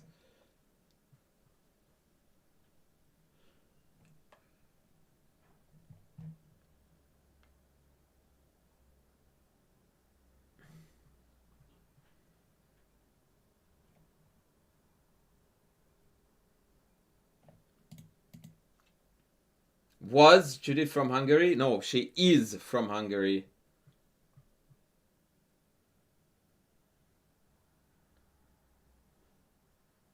Is Levy too fast for Judith at this age? The fuck does it even mean? Like, Judith would beat Levy in any time control after a week of having slept 0 hours, kept in coma, and drugged up. Like, what are you talking about?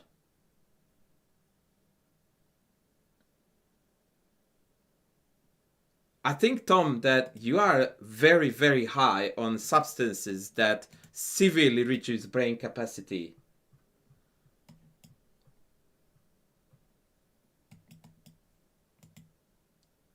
What are you talking about, bro? You're talking about a former top 10 player in the world. I can't believe that we are having this conversation right now. It's like you're asking what would happen if I rocked up to Roger Federer with a tennis racket in my head going like, hey bro, let's play a set. And you would seriously question if Roger would hand my ass to me.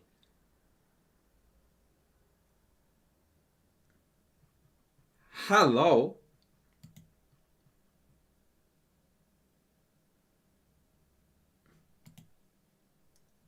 Like, she absolutely destroyed Magnus a couple of years ago in a Blitz game where Magnus made Magnus look like an absolute rookie.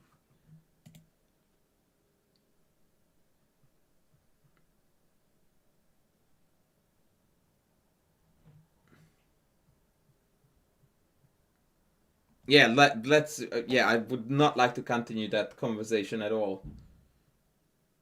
Yeah, that's why I drew this arrow, because Bishop e4 dominates the knight, which is a cute motif. But an irrelevant one.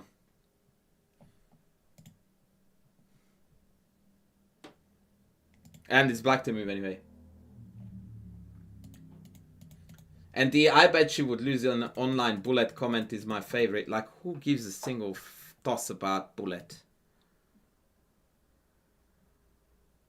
Like, bullet is the biggest abomination that has ever happened to chess.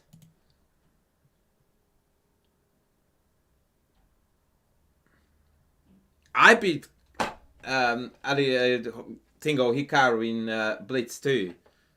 Would you be concerned for Hikaru if we rocked up to a Blitz match? He would hand my ass to me in a way that would be historic. Who cares if you beat someone in one game or two? It's completely irrelevant.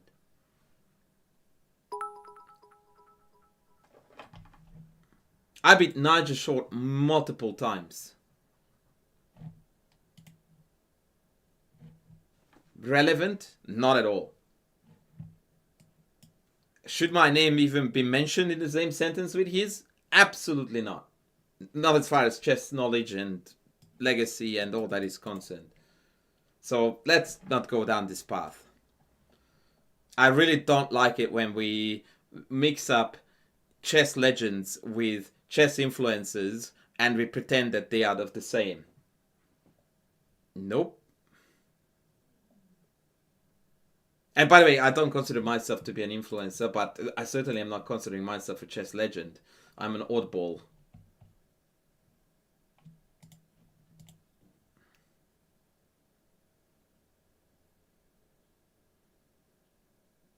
Yeah, there you go, Antonio. Luckily, I forgot that that happened.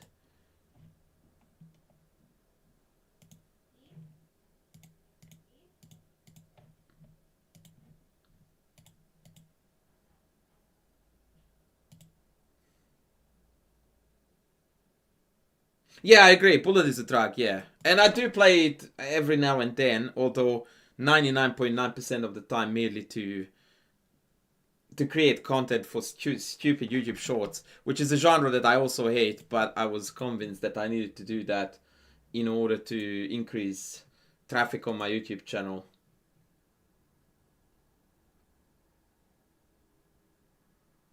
No, I don't think so, Laurent. There is already way too many titles as is. I think that's a very bad trend too.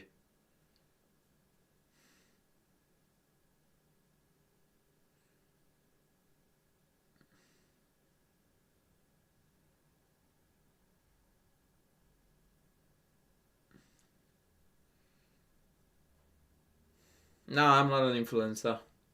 I am insulted by that. I'm a chess coach who produces content online. That's what I am.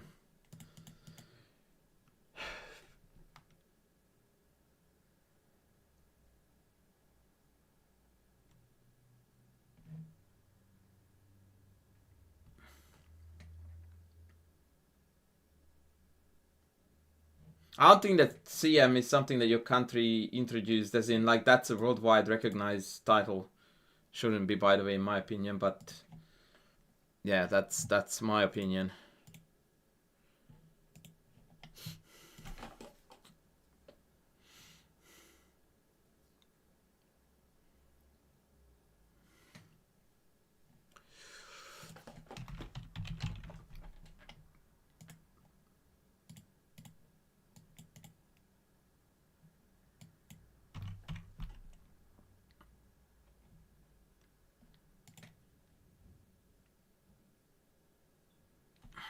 There's nothing wrong with CM. But I just think that it just unnecessarily increases the number of titles you have, and the more titles you introduce, the more you devalue the existing ones. And I don't want to come at you with the back in my days kind of talk, but I will. Back in my days, there were 3 titles. 3. FIDE Master, International Master, Grandmaster. And quite frankly, no one really expressed the views of, I reckon this is not enough. We should add another 10. No. It was FIDE that decided to do that because it's revenue. And that's it. Thank you, Antonio, for the 2 added subs.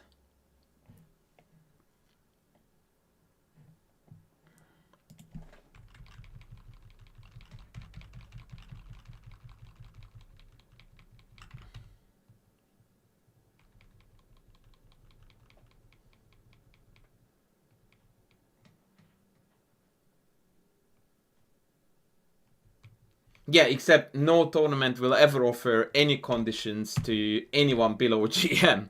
Hardly ever, anyway.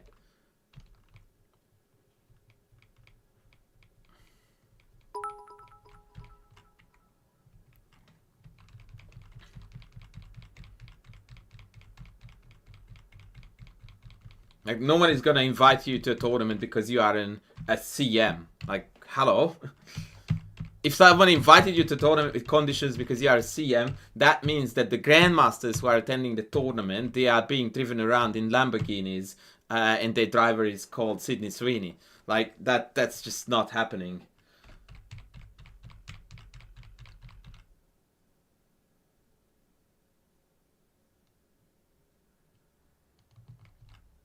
I do say that it's harder than before, but that I don't necessarily see it as a problem. Tennis is harder than what it was before. Every sport is evolving in a way that the competition is stiffer, and consequently to get very good is a lot harder. I don't see anything wrong with that. Make it hard. Why should it be easy?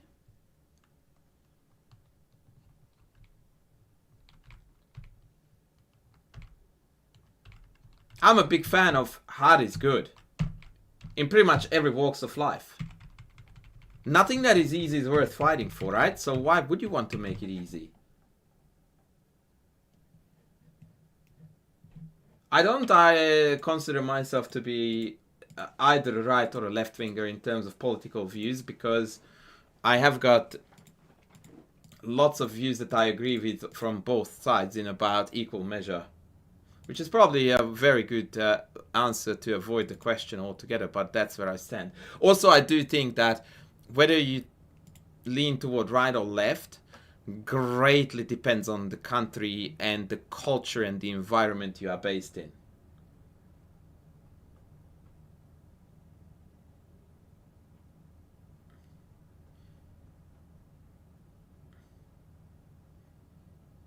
And in general, I don't like to talk politics.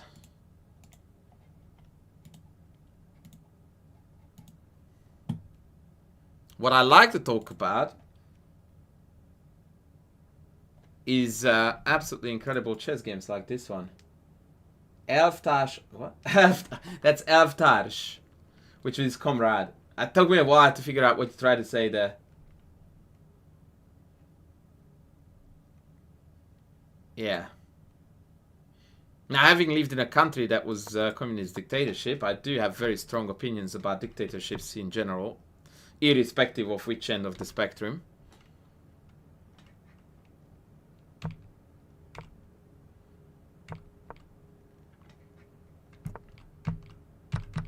Alright, play this game for white, please. From here on out, ladies and gentlemen. I have a chess question. Should I have a coach? That's not a chess question, Lauren, ironically. That's a you question. In order to answer that question correctly, we don't need to know chess. We need to know you. So that's not a chess question.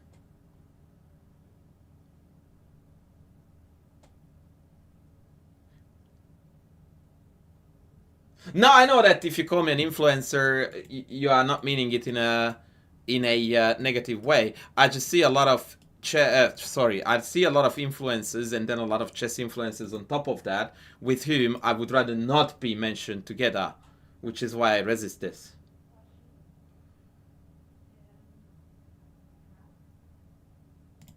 So, what is our move? Buster says d4. Tanner says d4. Boston Fern from Boston, I'm hoping. Question about me. Should I get a coach? I don't know, Lauren. I think you have had coaches in the past. Yeah, it wouldn't hurt you. But in order to answer the question, we would need to know what your intent is. By the way, isn't my cut off? Am I in the wrong cut? Or am I just being idiot, not knowing how to use a mouse? Wait, what? Oh no, it's all good.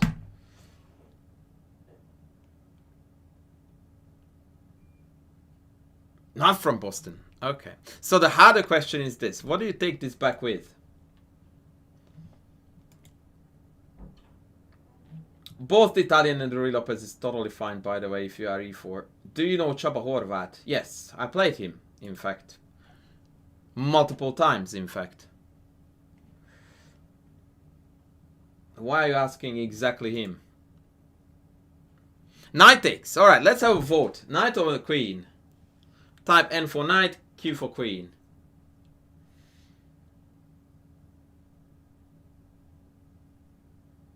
That was a very complex task, by the way, to figure out which letter to do. I need to grab some taka. Give me 37 seconds.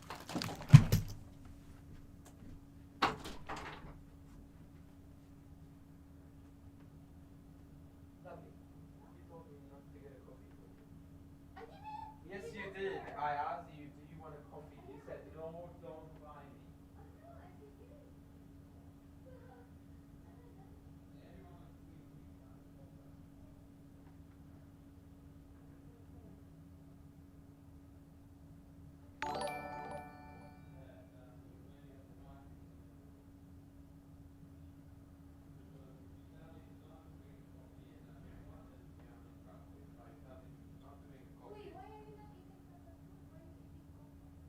Because I will eat lunch later. Because I'm still streaming.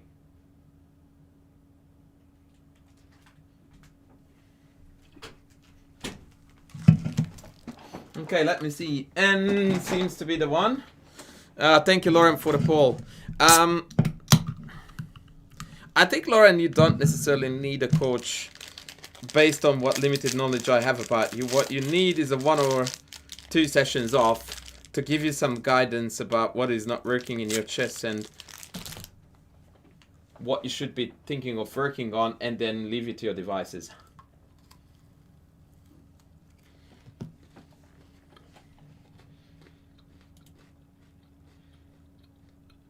Knight 1 versus the Yuin, at least on Twitch. Fucking hell. Yeah, it took longer than 37 seconds because I started talking to my wife about what the hell was that about the coffee.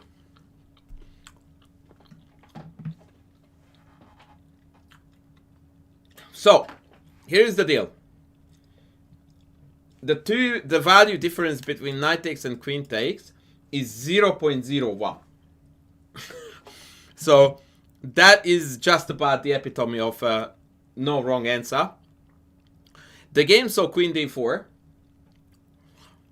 Here is the logic or the explanation behind both. If you play knight d4, you score a tempo on your queen, and then you can continue developing, usually with rook e1, with the idea of a subsequent knight d5 sack to open up the e-file against the queen. The upside of queen takes d4 is that it brings a new piece into the game, one that cannot be attacked owing to the fact that g7 is on, so you don't need to worry about bishop c5. But it is not coming with a tempo.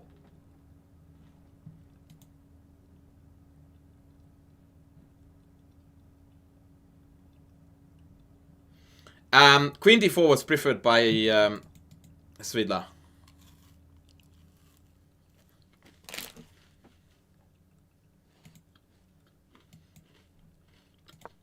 d6.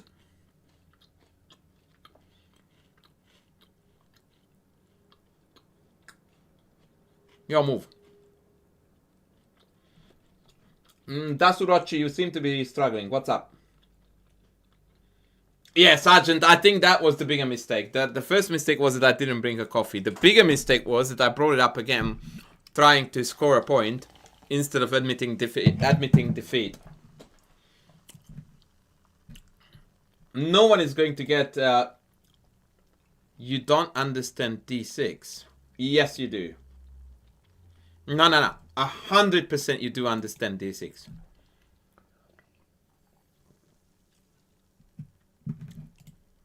No.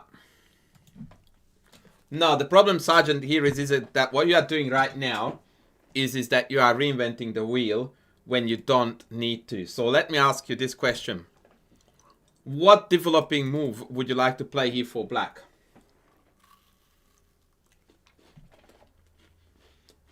You are black.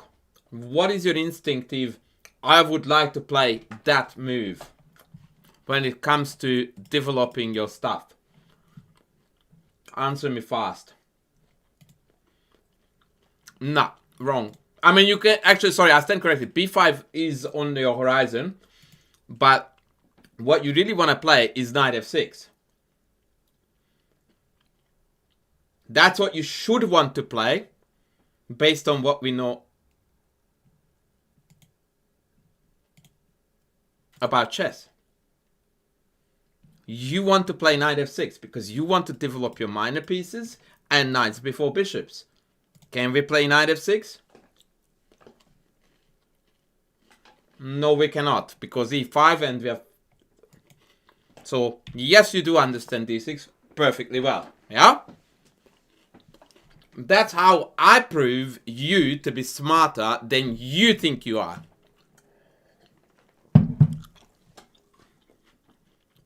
Now, you have a point too about b5, but this is incredibly risky.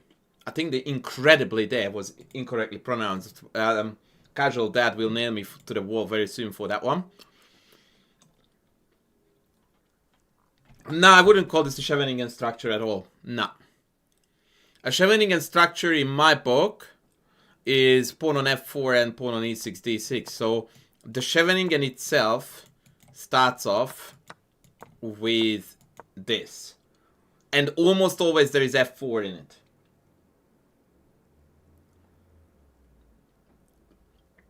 But this one is a lot closer to...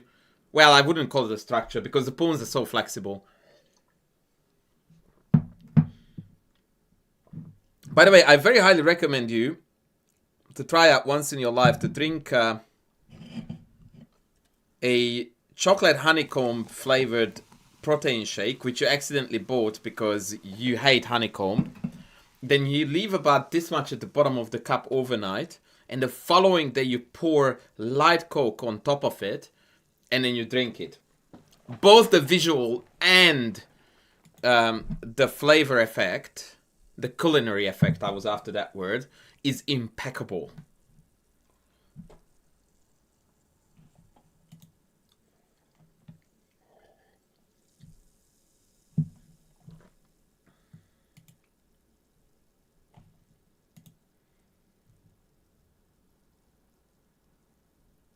Oh, it's already down, my friend. I have since then refilled.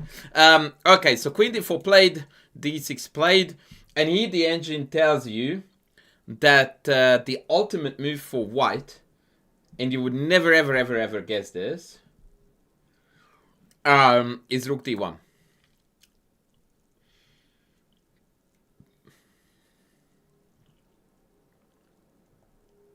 And the general gist is that after a random move, you want e5. And they are cooked. Because it's made.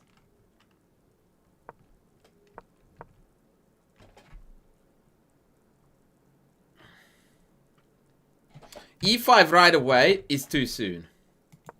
For several reasons. One of them is that I don't have to react with capture. The second is that I don't have to react with capture. Which is why you want to play a useful move that waits for knight f6. But you are on the money, Tana. Now, a good friend played rook e1. Which is natural in that you want to line up this. But there is a very logical move against it that is a bit annoying. Which is e5.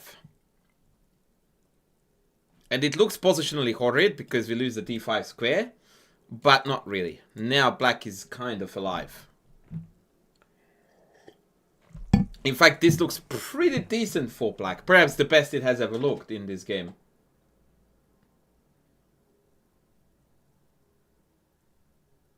I don't know what you're talking about, Filet. Like, I absolutely have no idea what that even means. Yuvraj. Yo, bro, I send you a friend request. Can we play a game? No. The difference with rook d1 is that then e5 hangs. Yuvraj, I'm running a lecture currently. That's the difference. But, dear Yuvraj, you are instead encouraged to press the subscribe button and stay tuned. And right now, just open your eyes and ears and listen, and you will learn a lot of things, which is a lot more productive to your chess than us playing a game. On that note, welcome in. Kargeek, welcome back in. So yeah, that's why rook d1, as much as it looks weird or weirder, is a better move than rook e1.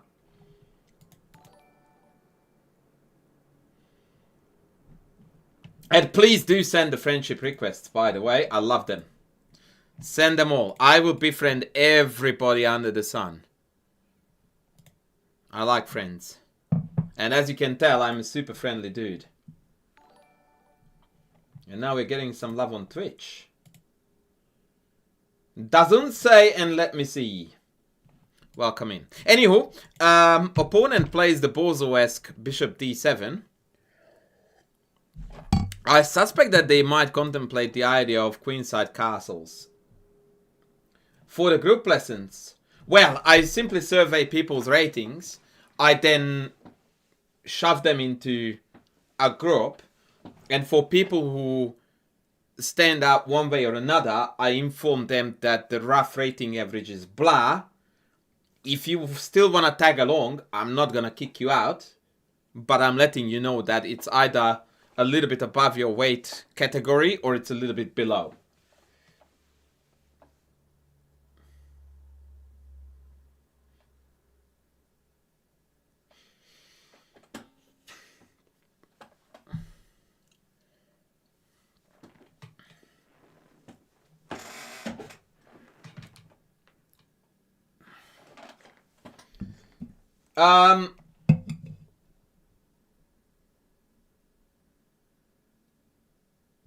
Yeah, I feel like I usually do put a bit of time and effort into that, but currently I am not focused on that one because this best chess coach of the world, brilliant name, chess.com event is coming, where I'm going to be thrown in the ring together with such greats as Levi Rosman and some others, and some chess coaches too, and as a result, that is gonna keep me busy, at least for a month.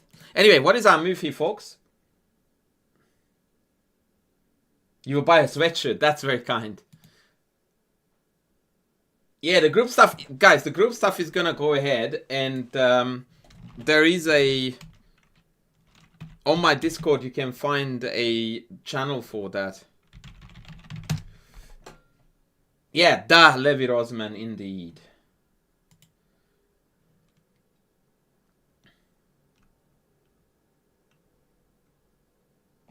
No, I'm not going to play against Levi. I'm not going to play at all. No one... Well, that's not correct. So, there will be 8 coaches, although some of us, I don't recall coaching much, but anyway. Drafting 4 players, coach them, and then the players will play against each other. And in the end, we will crown the greatest chess coach ever. As if you could measure it in a contest like that. But it's fun. It's clickbaity. It's attracting attention. It's everything that Chess.com does well. Actually, everything that Chess.com do well.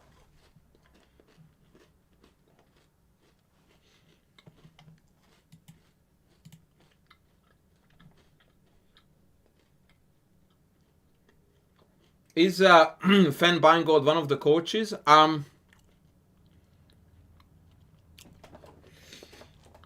need to think. I don't think so. But let me just very quickly have a look for you. I can tell you from the top of my head the following people. National Master Ramirez. I think I say his name correctly. Levi Dina, Arthur Sniksans, Chan Kapayadi, myself.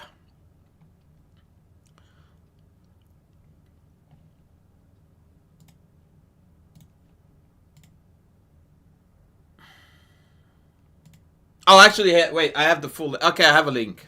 I have a link. I'm gonna put the link. Probably I should actually make a command for this. In a balcony. I don't think that Nixons is working with Levy anymore. Because Levy very clearly has stopped playing OTB. At least stopped for the... So, oh, David Press is gonna be in it. Thank God. So yeah, I did remember that there will be a few chess coaches too. Oh no, Ben is there too. I don't know why you say that Chan is new, but I guess new if you haven't heard of him.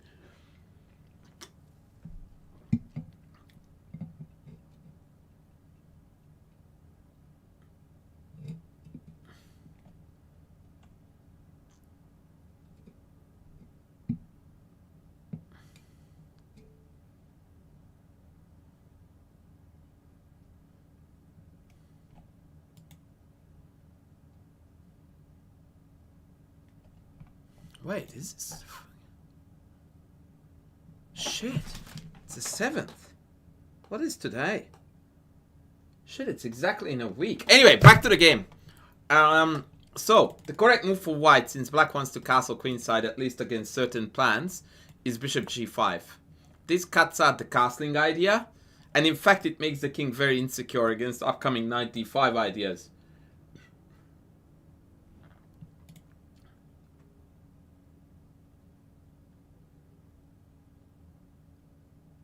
Danish Gambit or Göring Gambit? Neither.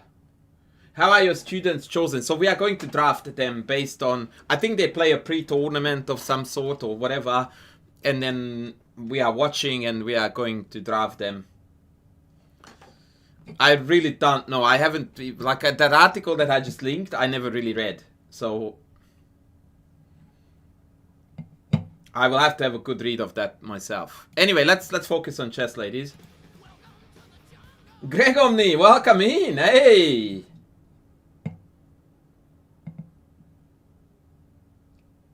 Well, if you look at the list, and I really don't mean it with malice, there is a very big spread there in terms of how many hours a week we coach of those 8 people. And also, how many hours have we coached for the past 20 years, right? But that's, I'm not saying it with any judgment whatsoever, because inevitably, like, you cannot have the same range there. Some people do more of this and less of that. Some people would argue that David Levila does more coaching than the 7 of us combined, because his videos are seen by more people than everything the remaining 7 of us do together. And it would be a very difficult argument to refute. So, yeah, I'm not going there. I'm not forced to coach them. I will pick them and draft them.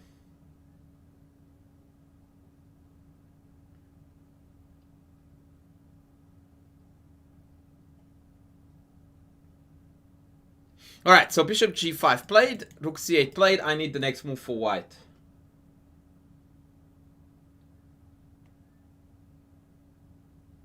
Look, it's not a new idea at all. Chess Dojo has done it already once. And I'm pretty sure that actually it's David Press who managed to convince them to do it.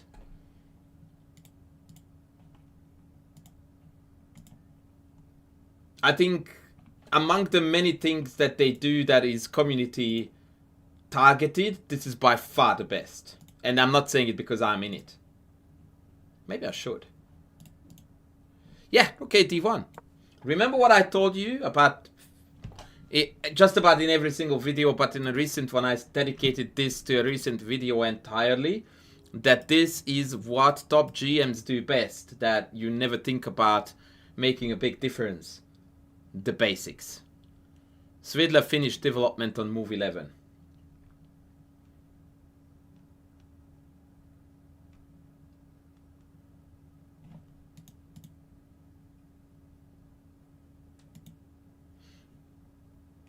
Queen c5. What is our move now? Very important decision.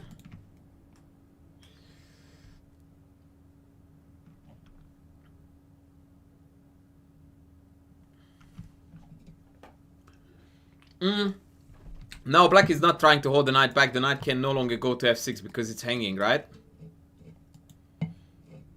An interesting question here would have been what to do against e5. And if I want to be very honest with you, I don't know.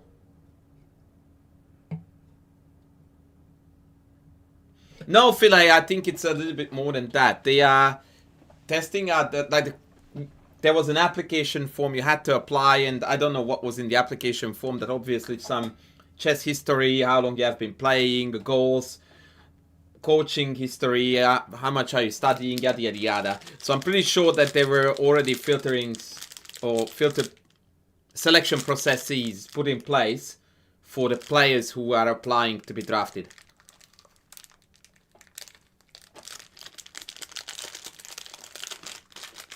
No, Queen d2 is a move. In fact, one of the engine's favorite. I was hoping to make this work, but it very clearly doesn't. What's quite shocking is the fact that the engine's favorite move here is Queen a7.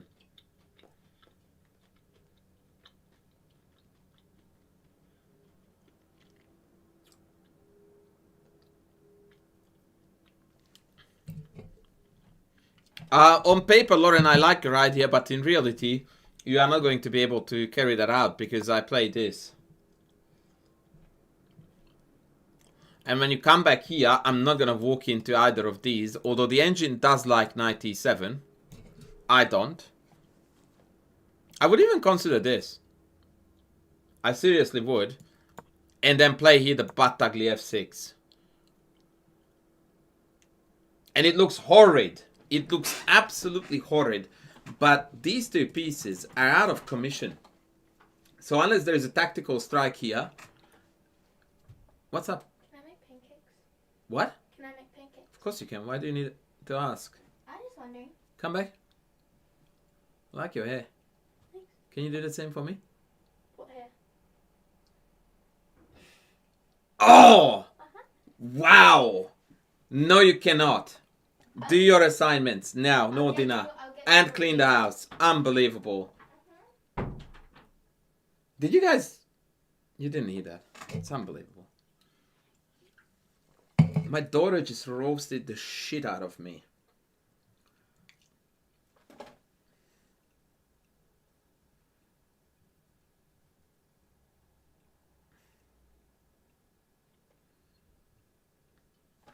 Unbelievable. Oh, you heard it too. Oh, ay, ay, ay, ay, ay.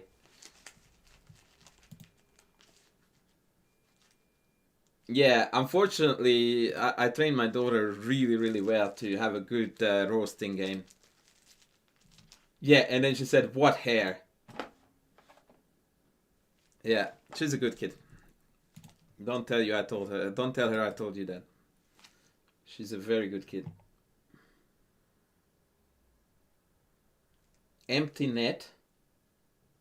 That is definitely not an expression I'm familiar with. Low-hanging fruit, high ball, yeah, empty net. I don't get that. Empty net. What is empty net? A strategy of removing a goaltender from the ice, leaving the goal. Ah, I see. So basically a low-hanging fruit.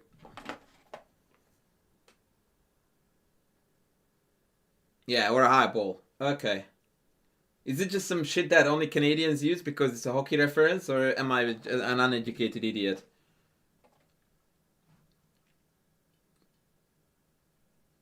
Be honest.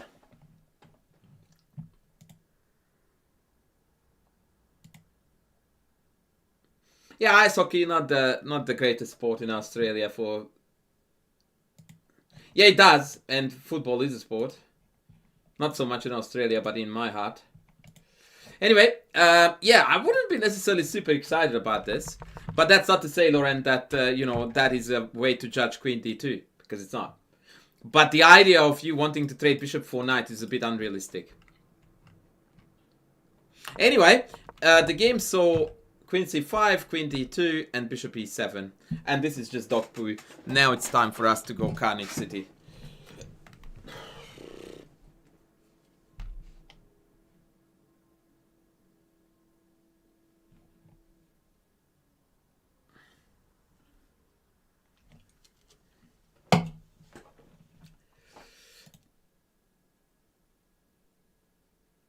Dollar doesn't waste time with board game, right? Right.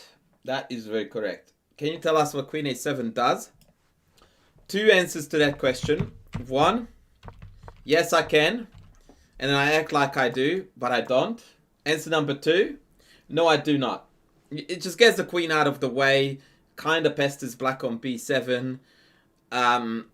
Allows potentially knight d5 better, because after queen takes, instead of having the queen on d2, you can pick off b7. Just more of a pestering black type of idea. That's about it. You're Argentinian, Colin Lee. Wow, I didn't know that. Anyway, take. I need good moves. Well, Philae, did you actually apply? Like, is your name in the hat to begin with? Because it's very difficult to be selected if you haven't applied like 3 months ago.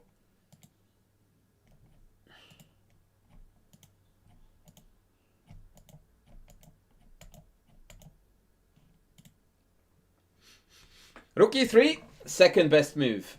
Not yet. That means you are out, buddy. Like, you are 7 years too late. Oh, you're not Argentinian. You just live in the land of Diego Armando. Greg, shout out to you again for the sub. Queen g5 is definitely not the way to go, because you don't want to trade queens. Good idea, wrong timing. Do you not like gambits, or do I think that the Danish is bad? It's definitely not the first. I wouldn't say it's bad, but it's definitely not something that you should play as a main part of your repertoire. Not unless you are below 1000 rating. Random 1200 because d6 was hanging. Yeah, you figured it out in the meantime. Yes, e5 is best by far. By far. And played. However, after d5... we still don't go check, because then king f8 we don't have a follow-up. Instead, that's it, shout. Knight e4 is the move. That is the sexy.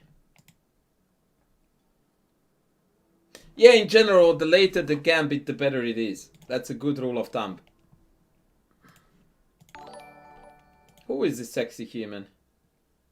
Blunder Many T is raiding us with a party of 5 humans. Oh wait, it's Blunderman YouTube, not Blunder Many T.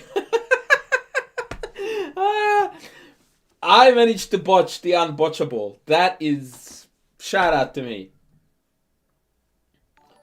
Fucking hell.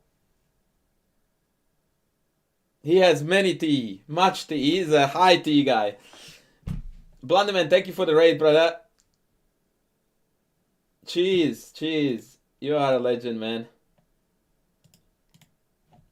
To be fair, I read his name on my Streamlabs, and there is no differentiation between capital and lowercase, so the YouTube didn't stand out as apparently as it did for you.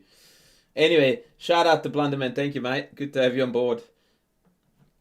Good to have you on board. And I'm pretty sure you're high tiers anyway, so that was a hidden compliment there for you. High tiers. Queen b6. Horse hoppity hop, and this is game over. It's quite unbelievable that you can win a game like this against a 2600 rated GM. I don't think I have a Discord command, buddy, but I do have the merge there. Maybe I should make a Discord command on this note. Why not Queen c2? Good question. Do you mean here? Chat, who can tell me the answer as to why this didn't happen? And why did they go back to b6?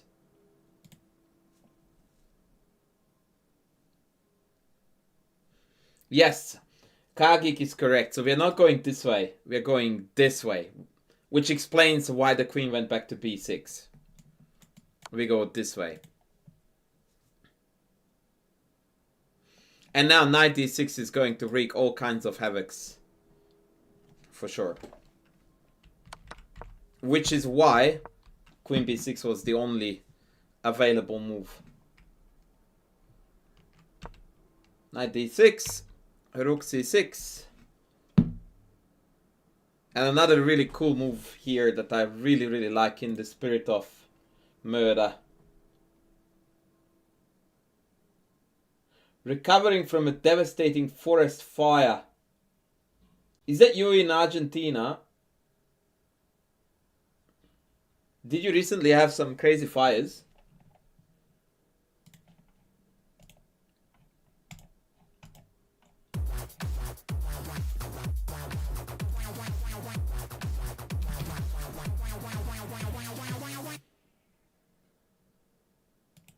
Let's look at Esserman, Von Wheelie 2011.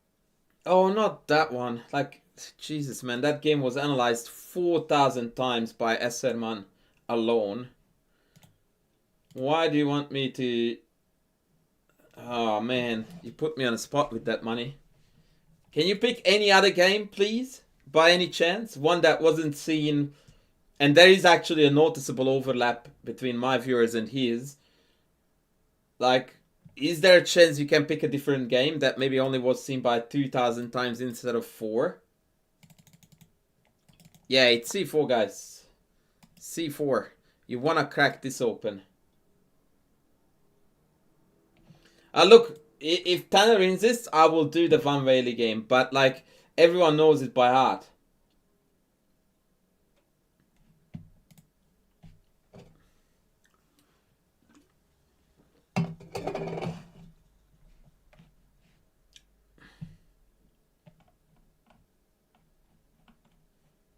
No, they didn't take. They did actually. I stand corrected.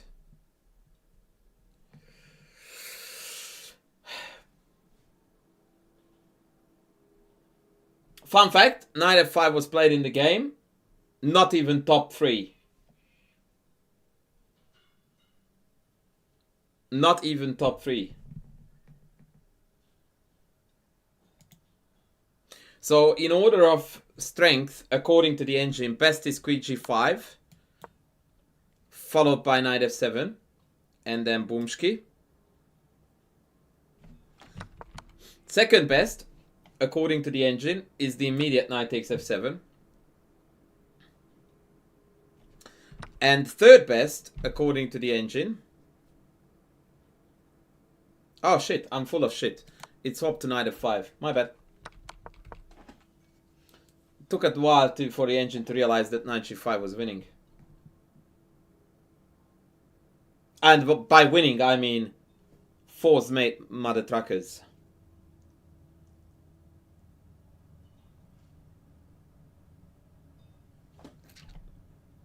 Alright, what do you do here, folks? Mate, right? But what do you do here?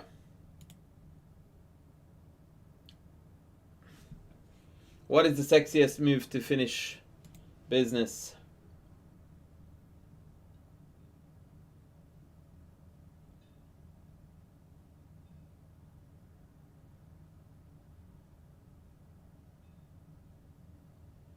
$500 homes in your rural district. That's really bad.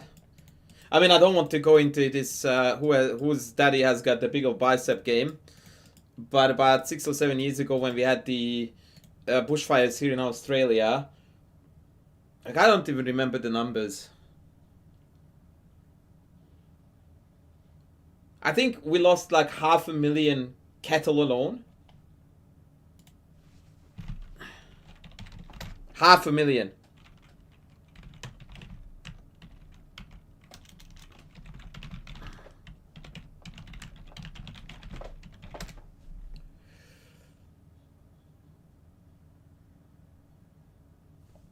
Oh, 2023 bushfires. 84 million hectare. You heard that right. 84 million hectare was burnt to the ground.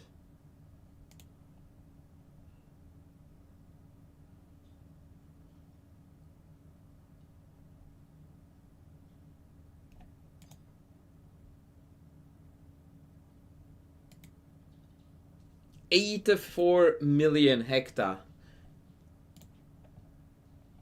I want to translate that into square kilometers.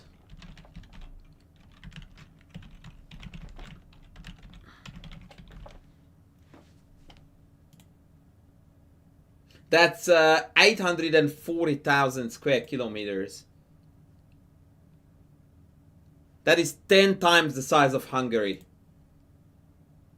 That is 10 times the size of Hungary.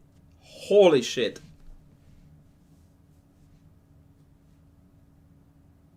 But then again, I'm not saying any of this to, you know, go like, oh, ours was a lot worse. It doesn't matter how big or small your bushfire is.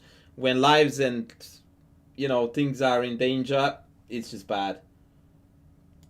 It's just really, really bad.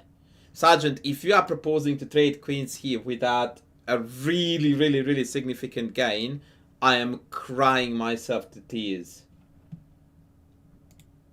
Alright, Tanner came up with the game. Oh! Who the hell is Butter Sambuyev? And shout out to Tanner for changing the pick.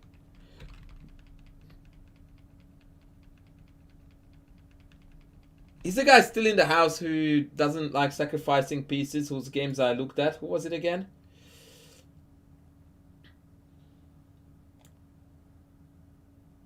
I don't remember. Anyway, e6 is the obvious finish here, right?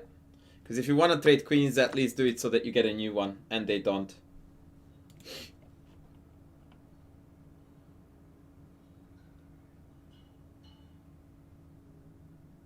Oh, a lot of people are dumb and not leave their homes.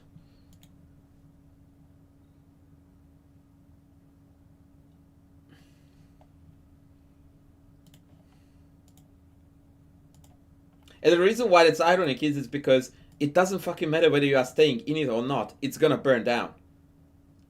Like, if the fire comes your way, you cannot help it. It's as simple as that. You can do some precautionary measures to do the very best you can to avoid it. But there's a point beyond which there's nothing you can do. And therefore, it doesn't matter where you are. Yeah, I did. Butter.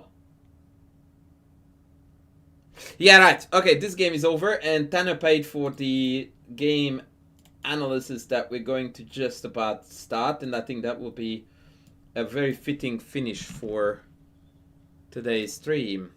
So the game we are looking at here, actually I will copy the players so you see it's worth it, is Bator Sambuyev.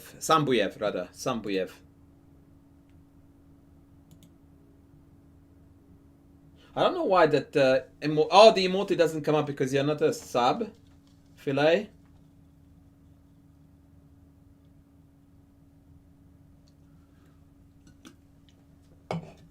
Sergeant, there are types of trees in Australia that are almost fire resistant entirely. And there are also bushes in Australia, which a lot of people don't know, that only survive if there are regular bushfires.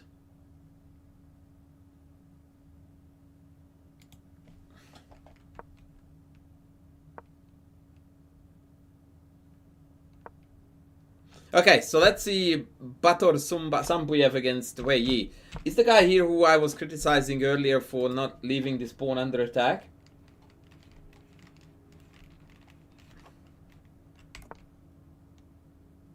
Stu, what? Something Stu was his name. There is S and double O's.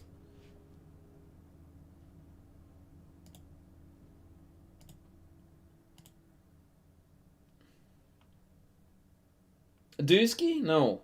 Was it Dusky? It might have been Dusky. Are you still in the house, buddy?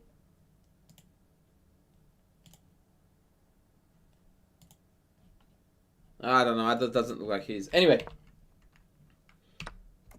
So now we are playing a funny mix of... Well, it's actually just a Catalan gambit, I suppose. That's it, Shkuzi. That's right. Is he still in the house? That's the one. Thank you, Sweet Blues. He needs to see this game.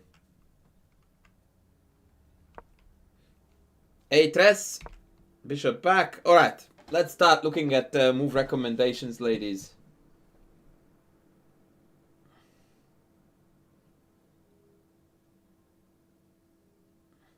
I think, Sergeant, you would be bitterly disappointed about Australian forestry compared to the North American fauna or flora. Because we don't really have a great variety of trees and bushes. Not comparative to something like the US or Canada. Of course it is e4, no questions. No questions whatsoever. e4 is the way to go. Horsey hoppity hop. Two good moves for e4 white. I have seen both being played already. What would we do? Prof, you don't need queen c2. Waste of time, don't do that. Go e4. What now though?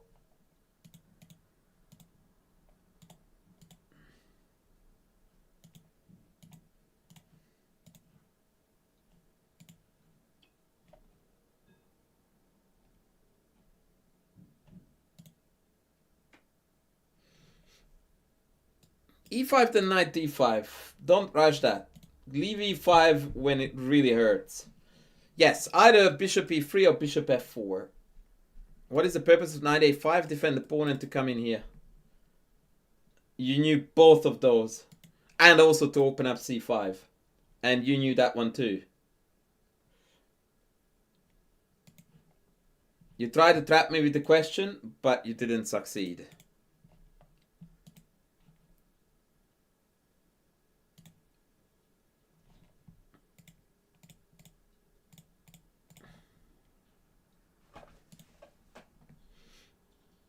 So either bishop move is fine. They played bishop e3 in the game. Rook b8. Let's go. Queen e2. b5. Give me a good move for white again.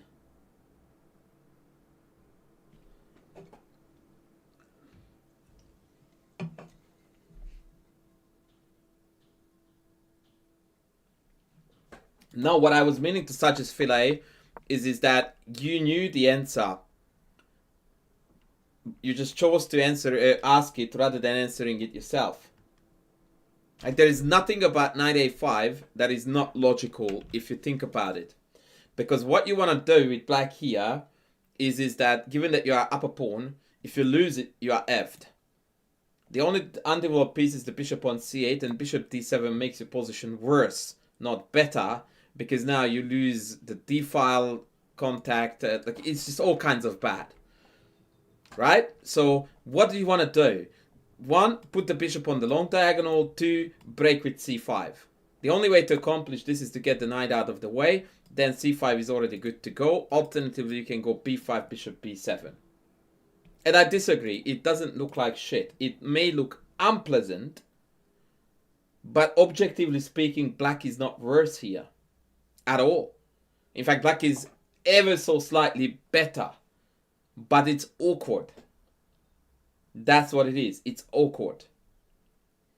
But none of this is mystery to you, is what I'm trying to suggest. Okay, what do we do here for white again? Definitely not h3. d5 is not a bad idea, but you're jumping the gun a bit too soon. d5, ed, rook d1. Is it what you want? I think there have been some games like this in the past. But I would go rook d1. Yeah? Why not this first? Keep it more versatile.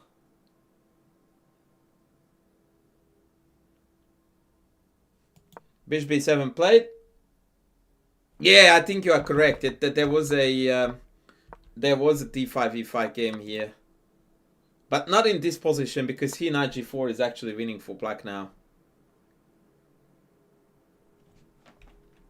A rook over f rook. Why is that even a question? Why would you move this rook here and not this one? Oh, thank you, Kagik. You are a legend. I can't believe that there are more than one people asking why not this rook.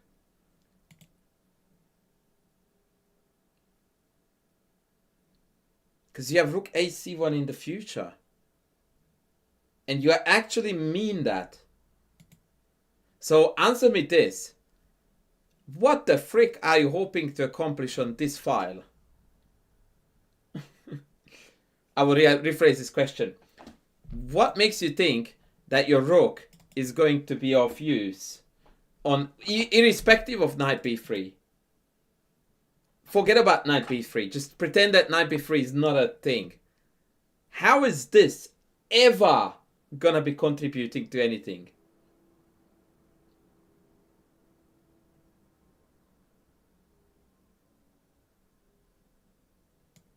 I don't get that. To which you are going to say, how is the f rook going to be contributing to anything? Well, let me paint the picture. First of all, if you had to put these two rooks on what you deem to be the most natural squares, wouldn't you say that it's here and here? And wouldn't you say in the same breath that everything else looks utterly stupid?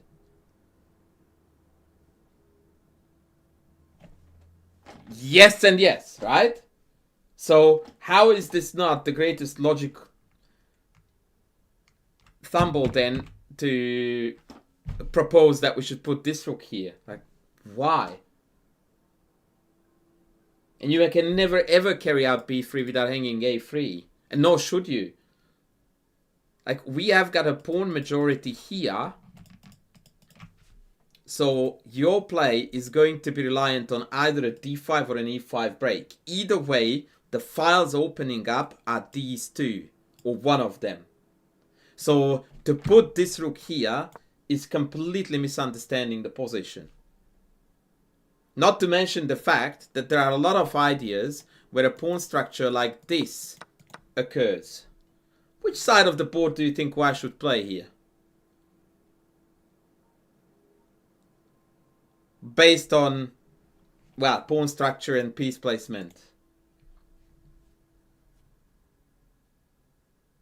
Yep, that's the king side. So now I would pay money to have this rook here, so that I can move the knight and then f4, f5, f6. So let's have a look at it now correctly. Hello, rook on the f-file.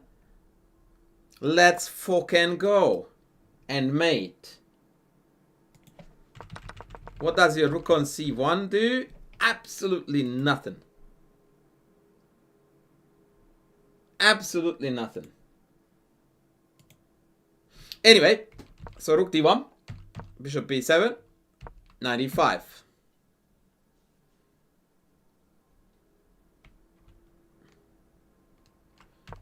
a6. By the way, best move for white here, f4. Shout out to the people who are asking me what the f1 rook is doing. Winning the game on the side of the board where we are meant to be. And not 25 moves later, 2 moves later. To be very precise. 2.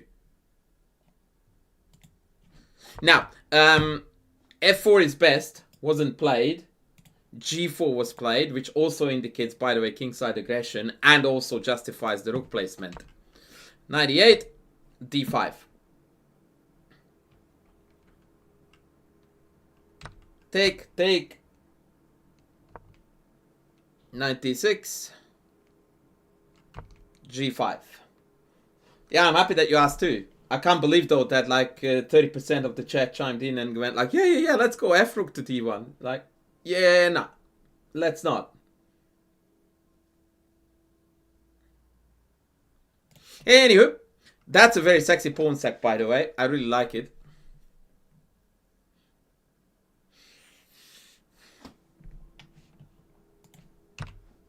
The idea is that if you take, I'm getting a lot of tempi. Take, or even f4 either way. Actually, sorry, f4 either way is better.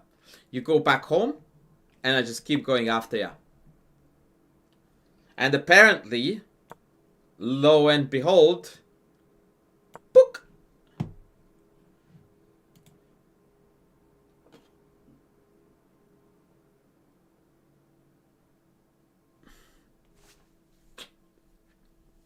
And black is in struggle town.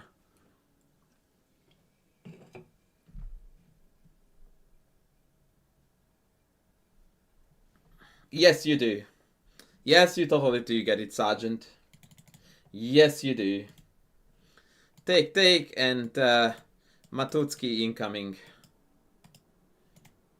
Yes, you totally do get it. Played. Back.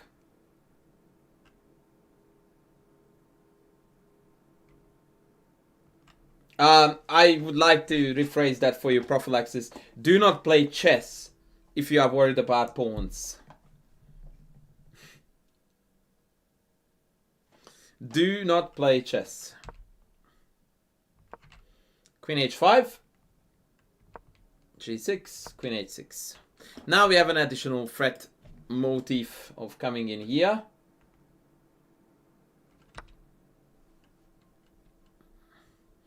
Multiple winning moves available.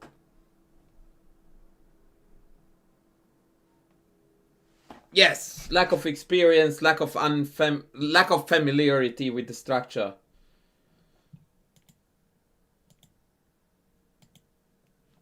All right, move ideas, please.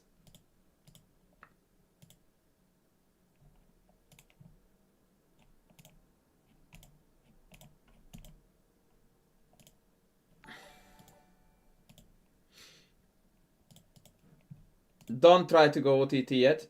Igawa, thank you. Why is no one subbing on YouTube? I'm so upset.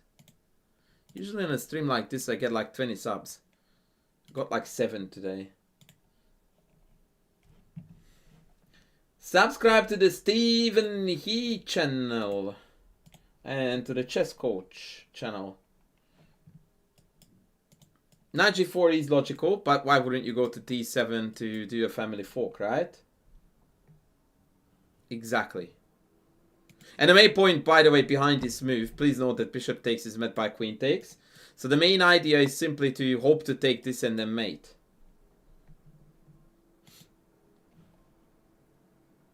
I'm pretty sure I answered that, Greg, that the idea is that we are exploiting unguarded pieces, yeah? And all of a sudden black is winning. That's why, but I should have made it clear.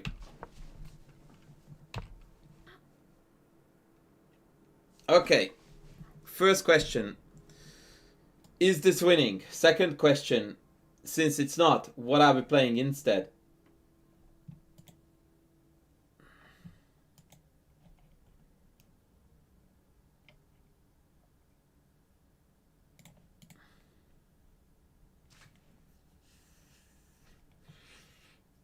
If you are recommending bishop d4, I would like to send you back to the drawing board and ask you this. Is this winning?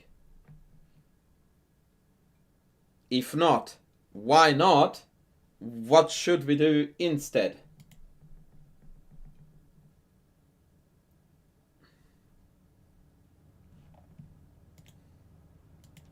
So, Sergeant, for you, homework, why is this not winning? There is a YouTube sub. Thank you, Daniel Brown. You are a freaking hero. We love you. Right. So this is how chess thinking works.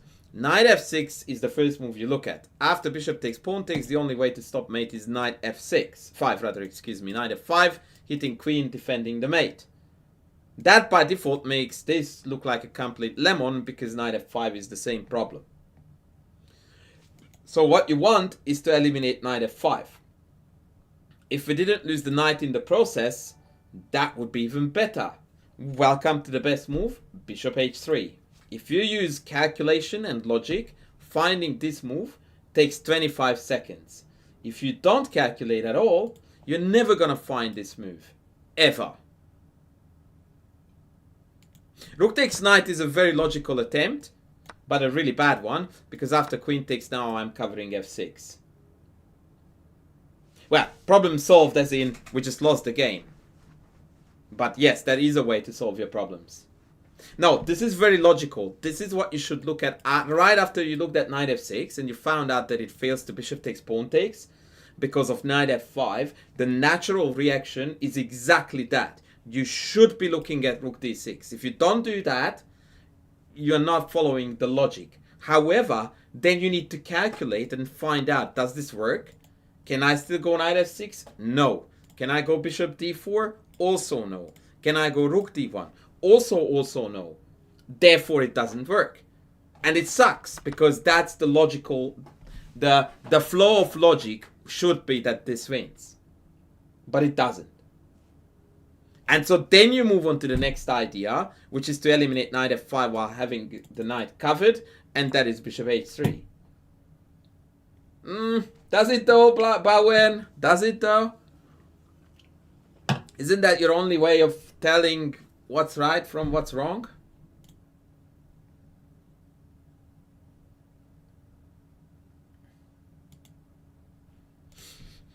Alright, rook d8 played. And now we have got a marvelous maneuver to prove ourselves to be the champions. Before you call knight f6 a win, I would like to give you a gentle reminder that knight f6, bishop takes, pawn takes, knight e8 still holds the mate. Boston, thank you. Generally speaking, this is what I do best. Explain chess in an accessible way.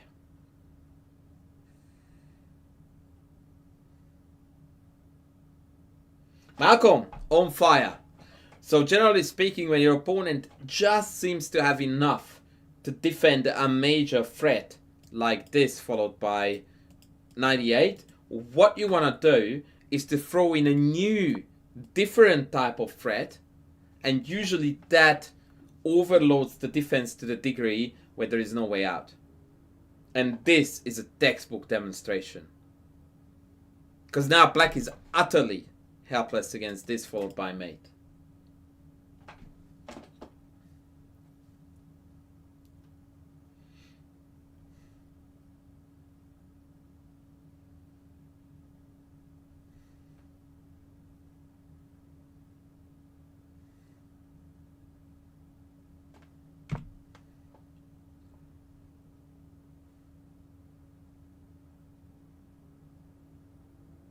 It is very beautiful and very clear too. Like there is no, if you look at the what makes this game particularly beautiful by white is that if you go through this game as an entire thought process of whites from move 1 to move 25, you go like, not a freaking chance I can play chess like this.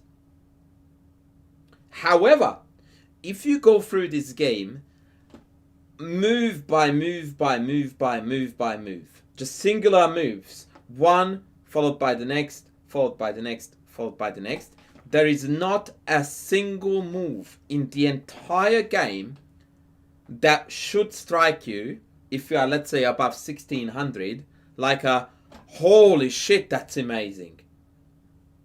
Like that, there was not a single move in there played by white that is like, never in a million years would I have thought about that, and that is like absolutely outrageous. Not one. Like look at it just as individual moves, right? Like rook back, let's go attack. Queen is hanging, like, no, the bullshit. 94, 97, yeah, like makes perfect sense. Bishop h3, I explained it to you, makes the perfect sense. It's just very pure, logical, aggressive moves all the way. I'm not saying it's easy to play like this, but what I'm saying is that what you're seeing is not some kind of black magic. Right? It is just very strong, very powerful, but at the same time also very logical, clear, and understandable chess. It's not above your pay grade in terms of playing through it, understanding, appreciating, and even taking away from it.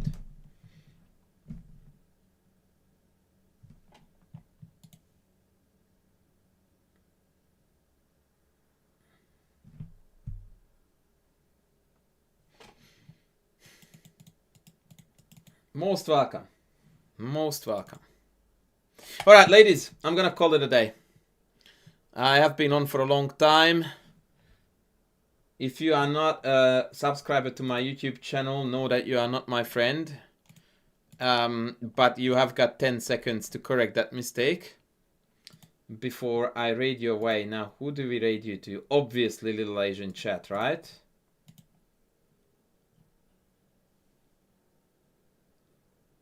Obviously.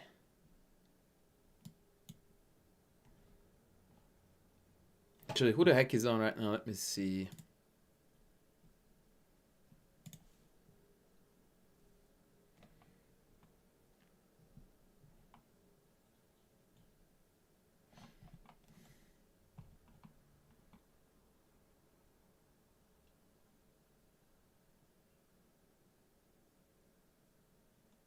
I didn't know that Eric was an official ChessCom streamer. Doesn't he stream on Lichess as well?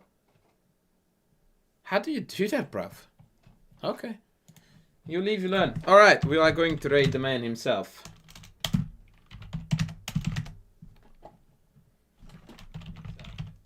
Oh, wow, I'm on Chess TV. Okay, let's shut that down.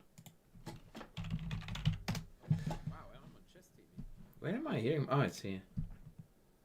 Alright, take care, lovely humans. I love you all. Stream tomorrow or no? Stream on Tuesday? 100%.